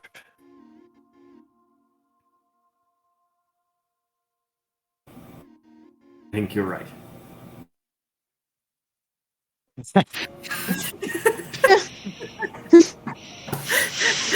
Visualize Warhammond moment. Wholesome moment. Do we see them reach the top and go over the lip of the cliff? Yeah, after those 30 minutes pass, you lose sight of them over the top of the edge of the canyon. Okay. I'm going to cast Spider Climb on myself, but I'm going to try and practice with the ancient gauntlets and try and scale up using them to have the Spider Climb as an emergency method. Yeah, sure. Give me a what is it? Check with those. I think it's Dex. Dex-based check, isn't it? Forget. We haven't used It those is, in a you're while. right. Oh! It's a 20! Natural 20? Accurate. No. Okay. I mean, Akila, you've been using these for quite a bit now. It's starting to come to you a bit easier, and you're able to, like, catch, like, the edge of a protruding rock and propel yourself up, and then do it again and do it again. And you find that you only need your spider climb when the rocks are out of the range of your claw shots. You don't find that you need it as a backup or anything like that. You do so successfully. And much faster than Lorhannon. It probably takes you 2/3 of the time, so maybe like 20 minutes or so to get to the top, and Lorhannon's just behind, just walking up at the typical movement of it all. So, sure enough, after some time, he reaches the top and joins you guys. And you find yourselves in you find actually, yeah, as you reach the top, a very light snowfall begins to descend. And up here at the surface, though you expected it to be colder due to just the elevation of it, it's a bit colder than you'd expect. Just by a couple degrees. Not much. This is disgusting.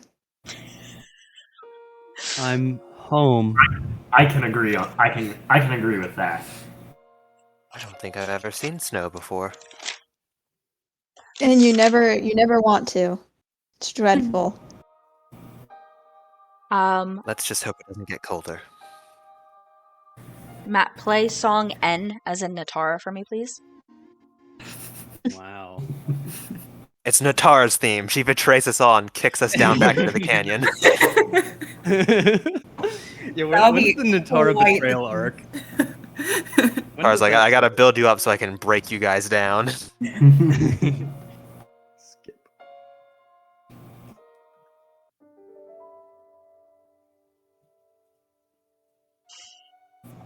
You can see up ahead, Love this music. just northwest of you, there is where the path continues, and further west, a stable. Additionally, just beyond that, you can see the rocky pillar that supports all of Rito Village. And at this point, given where you are, you can see that there are structures protruding from that giant rock formation, as well as the fact that it is erected from some kind of basin of some kind, though you can't see the bottom of it from where you are. Additionally, you are closer to the divine beast in the sky. Though still extremely far from it. Still, it's miles away, given its angle of how it's high in the sky. You're a lot closer now. Still appears that amber yellow. Amber yellow and pink, and moving across the sky steadily. Pink. Can I try and see what its flight pattern is, if anything? Yeah, give me... It's tough, because this isn't nature, though you're a ranger. Watching it, tracking it, give me a survival check. Okay. Do you do so with advantage? Because... Is this considered tracking? No, it's not considered tracking. It's more so like You're not trying to follow any kind of path that it has created based on the path. You're just trying to observe it. I don't think so. Advantage on wisdom checks to track and on intelligence checks to recall information. Yeah, I'm not. I'd say, you've never. It's tough because this favored enemy of yours, like, you're learning from them as you go. So I wouldn't say you have advantage on this in particular, but perhaps a more than successful check here would lead you to do better on checks in the future. You know what I mean? On similar beasts. So you said survival? Just normal survival. That is a 15. Similar to when you guys saw it from all the way miles away from the top of that knoll by Great Hyrule Forest, it just seems to be traveling in a circular pattern, hovering high above Rito Village. Not necessarily hovering, it's more like it's sailing through the sky, but similar to any bird you'd see circling something in the sky. It does not seem to change. Watching it for a period of time, it does not seem to veer from this pattern at all. Now that I can see it's clearly pink, I'm going to alert my companions. Before I saw it just being in that amber state, I only associate pink with a redness to attack. The same pink that guardians have when they're searching for a target. Yeah, I would So say. is it- Sorry. Oh no, it's okay, Jenny. You go. I was gonna say, Akila, from far away, you only saw amber with the check that you had made, but now that you're up close, amber is definitely the prevalent color, but there is glows of pink, magenta, and no red, just pink and magenta to it. Does it look like the pink and magenta that I can see is coming from, like, Sheikah ruins or something like that, or does it seem like it's coming from a different source? It seems that parts of the creature that are alight, like almost like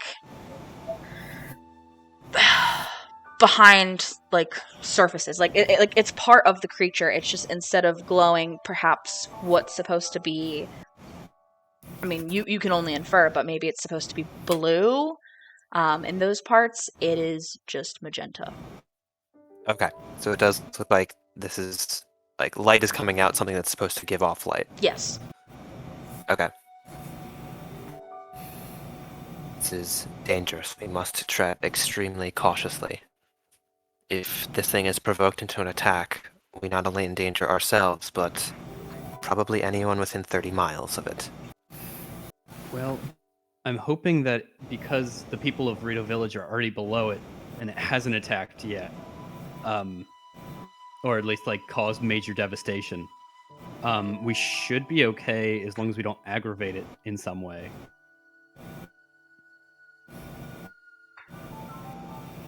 I'm going to, as a precaution, put the Sheikah slate inside the bag of holding. Gotcha. Okay, cool. Remember that. I believe, other than that, we can progress towards the stable, right? Yeah, maybe someone at the stable will be able to share more information about what's going on. Kind of scout out what's happened. Do we want to move quickly and take advantage of our stamina boost, or do we want to keep a stealthy approach? I think we keep it stealthy because, as far as we know, the Yiga haven't come for this one yet. So, like, we don't want to alert anybody of our presence. So, I'm willing to say normal, but Just go normal then. I think we go normal. Yeah. We will travel at a normal pace. And so you guys begin making your way decently fast, given the successful breakfast you had by Natara. And within, let's say, honestly, like hour and a half. It's still the morning. You reach what is Rito Stable. Matt, can you play song D, please? And you arrive at the stable. Seems pretty intact as far as the horse head goes, which I imagine is the first thing most of you look for. But beyond that, it is generally bustling. The last stable you were at only had 5 people there. This one has significantly more. Among them, both Hylian and Rito.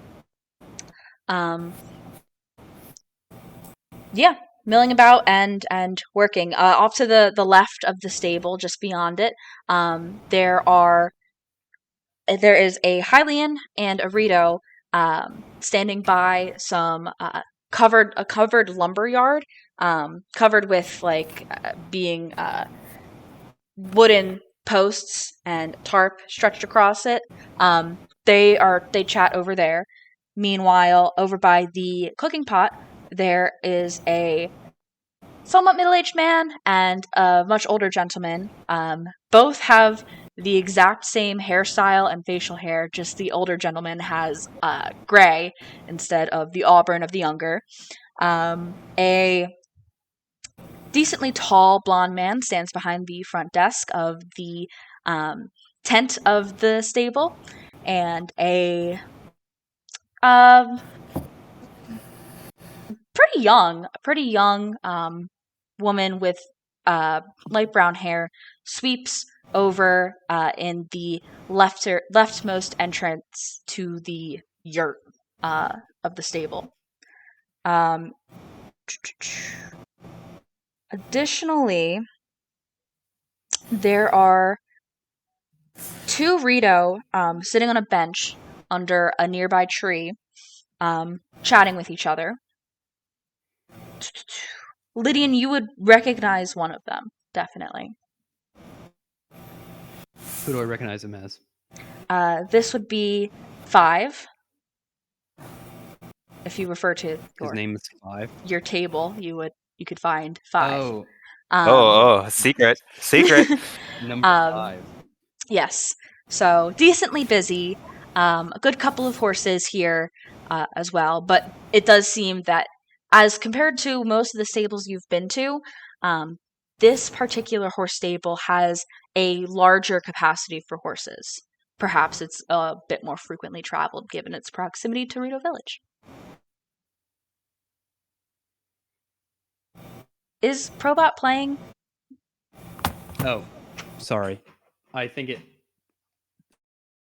thought it is, but then I guess it didn't repeat it.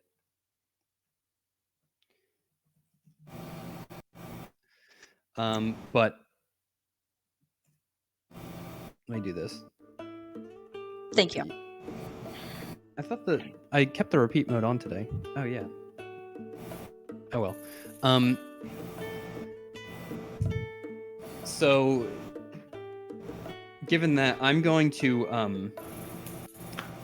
talk to the stable owner first. Sure. And I don't recognize him or anything. I mean, when you came through here with Lo, you guys didn't really stop or anything. So not specifically, no. He doesn't seem to give any inclination with his facial expressions that he recognizes you either. And he greets you. Hello there. Can I help you? Hi. Yes. We're coming back around town. I'm from these parts, and these are my friends. We're just kind of trying to traveling around and hoping to uncover a mystery of sorts. I'm sure my friends have other questions for you, but how have the past few weeks been? I mean, I'm very anxious to know. Upon mentioning that you were from the area, he has this big bushy blonde mustache, and his face got visibly excited in hearing that. But then asking about the past few weeks, his face kind of falls. Well, things have been kind of tough since that monster started flying in the sky nearby. A lot of Rito came here, fled the village just for some temporary shelter. We were extremely busy, extremely booked. Even still, all we have available are soft beds if you're looking to stay. But things are going back to normal. A lot of the Rito have gone back, though there are still a couple here. Everything's pretty okay, though. Have there been any reports of anybody missing or any military movements that you know of? Not that I know of. I'm not well versed in any of that stuff. I'm Gali, by the way. Golly, nice to meet you.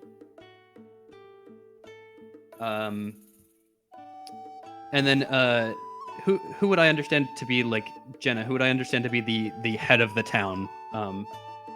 His name's escaping me. Of Rito Village? Yeah, like the big owl's name. Kanali? Kanali. Do I respect him? Is he like a village elder sort of thing? Yes, he is the chieftain of Rito Village. Okay. I'm gonna ask Gali if I just forget his name. If he's in town. He was here. He did come here, but he returned about a day or two ago. I see. So he's in town, though. Okay. Yes. Maybe we can get some answers with him. My last quick question is if you've encountered any Rito with a hat and a very long bill with like a maroon cape. A lot of Rito come through here. But actually, I do know the fellow you're talking about. I just crit. Let's go. I feel like. Oh, you do. Are you talking about Pavilion? Aha! Pavilion. Write that down. Yes, I am frantically like sorting through my notes. Pavilion. Yes, I mean I am. I heard he was also out adventuring with a few of his friends. What do you know about him? He hasn't. I mean, he was here probably about 20 plus years ago, and then never came back. Oh. Yo, this guy's got an ace memory. Damn. Okay, so Jenna's so mad that she crit right now. No, I'm not. This is hilarious that this random guy That is remembers. ace memory Yeah, on this guy. He left 20 years ago. I hadn't heard of a man. Like, how did you know about him? Oh, we were friends when we were younger. Oh my god. That's the only person I like- can think you mean. He does wear a hat and does wear that cloak, so... Wow. That's incredible. Like, are his folks in town or anybody else that would know more information about him or where he is right now? I gotta pull up the thing, because I gotta read the paragraph that you're not allowed to read. Is the paragraph I'm not allowed to read? No, I mean, you can read that paragraph. It's the one below the list of everybody. Because I forget. I think he I see. is the... Where is he?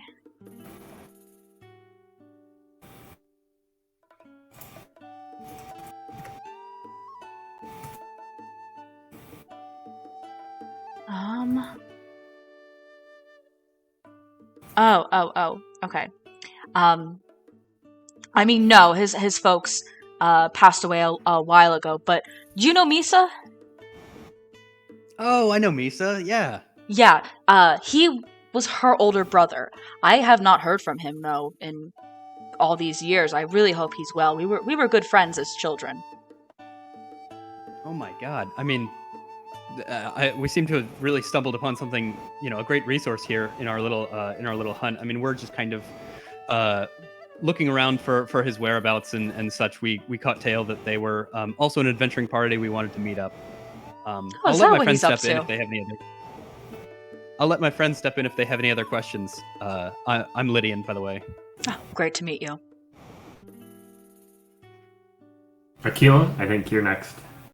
Hi, I'm Aquila Ferros. I've worked at one of the stables over at Dueling Peaks. Oh, pleasure. Golly. Nice to meet you. Golly, is your stable network functioning? Are you able to transport horses? No, but I've been having somebody look at that lately. Try to figure out what's Damn. wrong with it. Don't have them look at it. Excuse me? Nothing. Just an outburst. I'm a bit of a technician myself and have met with the creator of this wondrous device. Would you mind if I inspected? Yeah, certainly. Please. I will walk back 5 feet, shoot a grappling hook up, and zip up to the... Absolutely. Give me an investigation check, Aquila, atop the horse here. Bad news, guys. It's gonna be totally gonzo. Let's see. Investigation. Use Flash of Genius if you can. I will. I'm gonna make that an 18. Yeah. Looks very similar to the last stable you were at over at Serene. It looks like there is a plank of some kind that was removed and then put back in a way that's different from all the other planks. If you you know, figuring, you know, if you were to pry it open, empty. I will hop back down. You said you were having someone look at it? Yeah, one of the lumberjacks I was gonna have crack open the statue and see what was going on. I took a peek inside. Your device is missing. You're a victim of sabotage, like many of the other stables. That's not good at all. First the monster in the sky, and now this. This is ridiculous, to say the least. Many of the other stables have had a similar incident happened. Luckily, it seems like the thieves only took the device. On some occasions, they would destroy half the stable just to open up the horse statue and get the technology within. That makes no sense. It's pretty easy to access. We're not quite sure what the purpose is. A troop of bandits is likely responsible for it. Can you remember any strange figures in the night? Any sounds of someone on your roof? I mean, quite frankly, there's no way I would be aware. We've been running the stable 24/7 the past, I don't know, week or so, ever since we had all the refugees from the village come over here. It's been kind of tough, and at some point, maybe at the start of that, the horse teleportation went down, and haven't really had a chance to look at it since. We've been so busy around here. You're not sure exactly when it gave out? No, did not notice at first. I see. Well, I apologize for the bad news. We had heard reports from one of the villagers here that your stable was in good condition, and had hoped that you had not been a victim like the other stables we encountered. Well, Unfortunately, it seems we're too late. that is unfortunate to hear. Are you able to fix this for me? What they stole is extremely rare and extremely valuable. If any salesman comes by and is hawking a giant ancient core, of which I doubt, very few people even know what it is, and if they did, they probably wouldn't sell it. That's what they stole, as well as another component specifically used for the teleportation. Well, I appreciate you enlightening me on all these details. If there's anything I can do to help, please let me know. No, I think you've already given us all the information you can. Thank you. Sure thing. Anybody else want to talk to anybody else here at the stable? I'm kind of curious about the Rito and the Hillian that are kind of talking near the, piles of wood. Yeah. So she might kind of like walk over and like once again, she's not gonna sneak, but she's like curious. So it's like very obvious eavesdropping. Yeah, so they both stand with kind of like, you know when you have an axe and you put the blade of the axe like to the ground and you kind of lean on the stick of the axe. They both possess woodcutter's axes and stand by a stump with on either side a couple piles of split wood. It seems that they're just kind of resting and recreationally chatting in the middle of their workday. Okay. She'll walk up to them, again, puts her hands on her hips, and is just like, hello there. They stop their conversation and look at you expectantly. What is it that you're doing here? Are you chopping wood? The Rito of the two, who kind of has almost like a crow-like aspect to him, though with like purple feathers, kind of like how all the Rito have some kind of coloration. Very dark blacks and grays with some purple and feathers. Yeah, we're just working. We lumberjacks here at Rito Lumber. Rito Are you Lumber. looking to purchase some wood?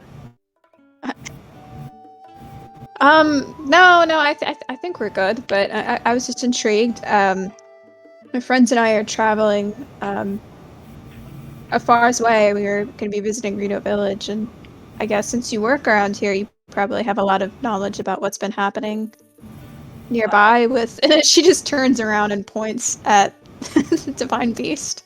That thing. Yeah, I'm not really... The crow continues. And both of these men, in their own ways, are very jacked. The Hylian man, it's a lot more apparent given his physicality. And then the Rito has shoulders much broader than Lydian's and is a lot more muscular than Lydian. All right. I don't know about these details. And he just kind of stretches his arms out and like plays with the axe hilt and says, I mean, I'm not from Rito Village myself personally, but it seems like that monster showed up, and when it first got here, it was kind of crazy. It was like blasting and stuff, but it didn't really blast down at the ground at all. It just kind of was in the sky.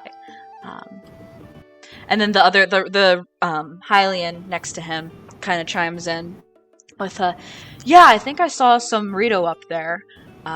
Must have been the captains and the warriors going to fight it, but I guess they quelled it because it hasn't done anything since. Yeah, it's one of my friend's parents was there for that, so I was just curious. I mean, has it ruined business for you at all, or are you still like... No, everybody needs wood. Yeah.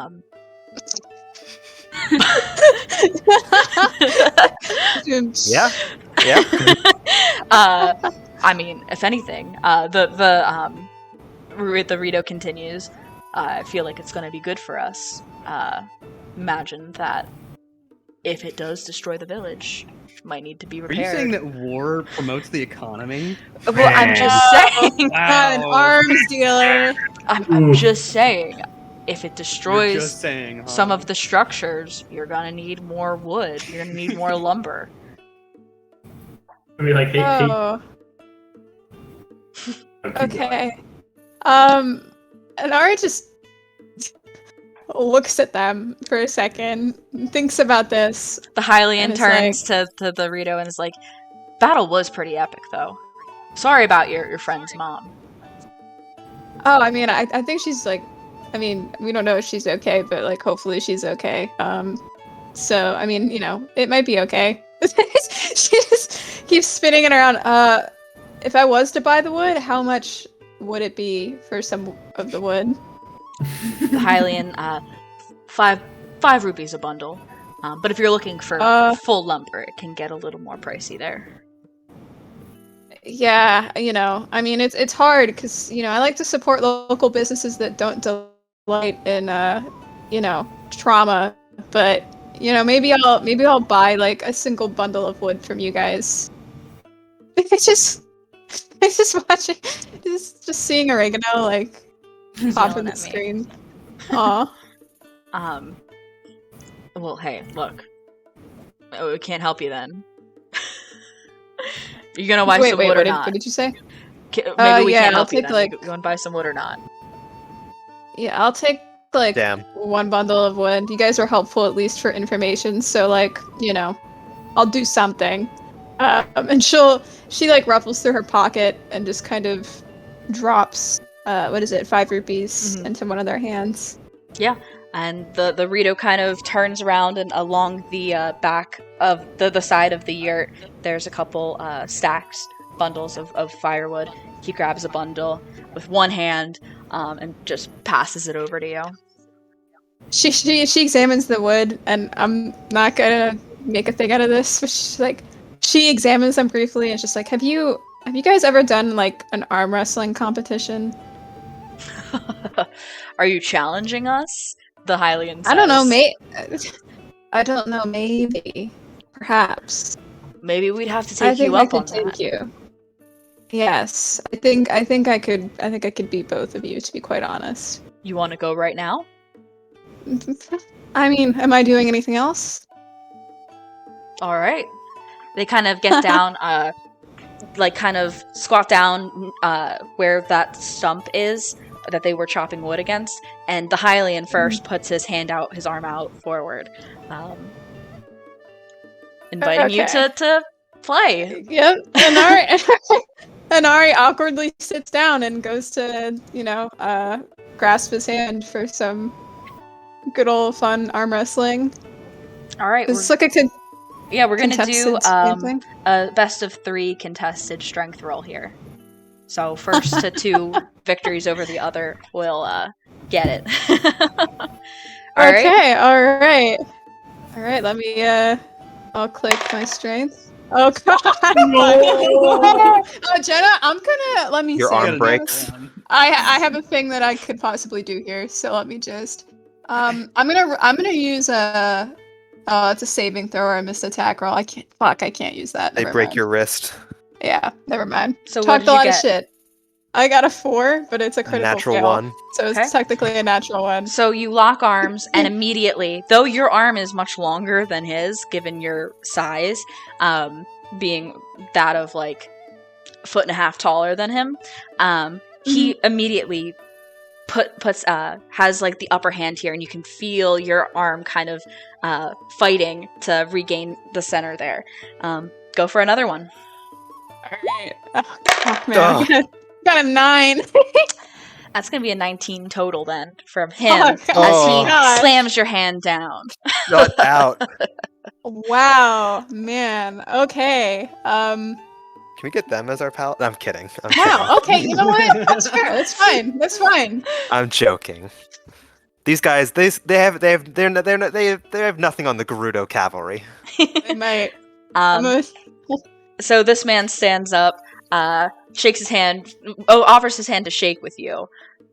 Good try. Bow, by the way. She's thinking about how like she really wishes Aquila was here, because that making her 16 feet tall right now would be pretty Bold nice. to assume I'd help you cheat. Wow. And she kind of just. I have. Yeah, he would help you cheat. He would help you cheat. He also has no problems about helping you cheat. So. Henry would be much more violent in helping you cheat. He'd stab one of these guys in the back. See, but Inari wouldn't. Perfect opportunity for a sneak attack. Yeah, I mean Inari wouldn't cheat though. Yeah, she'll shake his hand. She's good natured about it. She's not gonna, grumble. She'll be like, yeah, no, it's not often someone beats me in one of these competitions, so. I mean, Gotta we give you do some kind of respect there. hoist logs all day, so. But I do hoist Hylian men as they try to go into Gerudo Town, like every day, and just launch them. Yeah, right. When they go in Gerudo Town, right? Yeah. So, but when they try to. Give me an insight check, please, Inari. Oh god! Oh no! Oh no! And it's a 2. Okay. What's that? Yeah. I make an insight check? Yeah. I really need to know. Inari, you feel like they're kind of impressed by this. Lorhannon. What did you say? Wait, Jenna, what did you say? I said, Inari, you feel like they're kind of impressed by this information. Lorhannon, you see that Bo, the Hylian man, blushes. I look at Lydian and I go, that's no. I was still chatting up the stable owner, so I'm gonna say I fully just didn't see the interaction happen. Is Aquila with me? No, I'm jumping. I'm a technician right now. I'm installing fucking satellite. just I'm phones looking Tara. at Tara and I go, is that wants to?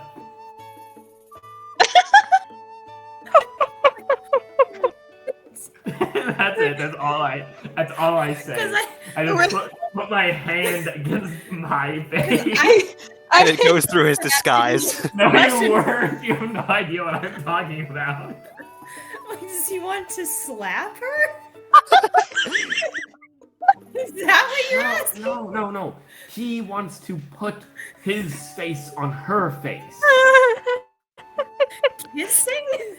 How loud are you guys discussing this? You're way over there getting your Okay. ass kicked in All right, a game. all right, cool. Yeah, okay, sick. Kissing. Yeah, I think that's what Lydian and Ari called it. I don't know.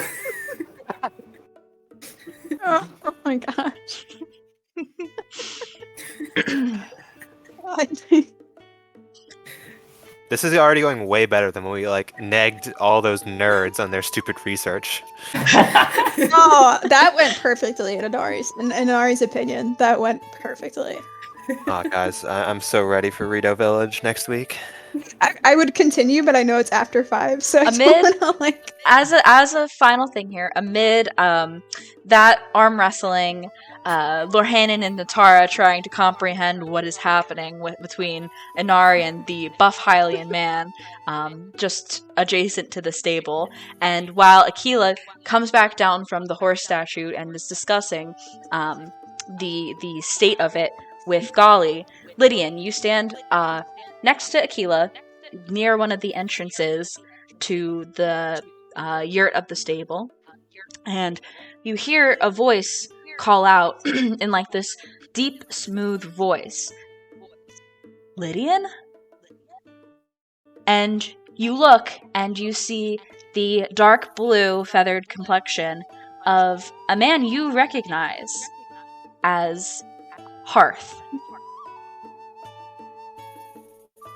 Cool. And that's where we're going to end the session. And that's not gonna explain. No. I was like, it's Cass, let's go! I still thought it was Cass. No. Cass wouldn't say just Lydian, he would say a haiku, and Yeah, he'd say Yeah, Jenna, I hope you're Jenna's never gonna let us meet Cass because she doesn't want to make haikus on the spot. It's going to be way worse, guys. I already have a plan for him. Oh, no. Boy, oh boy, oh I boy. need a plan for him. Oh my god. I gotta start having Inari just wear a big sign around her neck that's like, "I'm a lesbo," and just she just wears that around. I'm a Everywhere she lesbo with no goes. social skills. Please Yeah. don't take anything I say personally. You just told him you throw Hylian men. I meant that to be No. intimidating. You say you didn't say. Lift. You said I hoist Hylian. Oh yeah, that's right. Yeah, That's right. Yeah.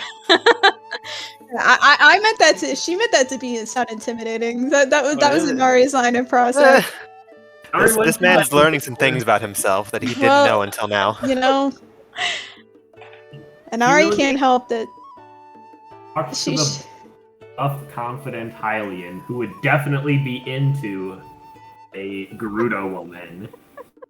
It was like, this man won't be interested in me. Well, I'll point him in the direction of the other Hylian woman or a Gerudo woman that we ran into that's desperately looking for a guy, and then they can just link up. I can't believe that she flirted with one of the only that woman saying I flirted with a guy who was gay is just so on brand for Gerudo kind. You guys It met really- them it too. is. You met the couple. God, that was so at funny. Istakala stable. So funny. It's just You like men too? Right then, sure. I guess. I don't dislike them. Oh, Okay. thank you, everybody. thank you, Jenna. This was really fun. Thank you. Oh, Jenna. next week we are dealing with Rito Village. I We are believe- handling this. So, Yes.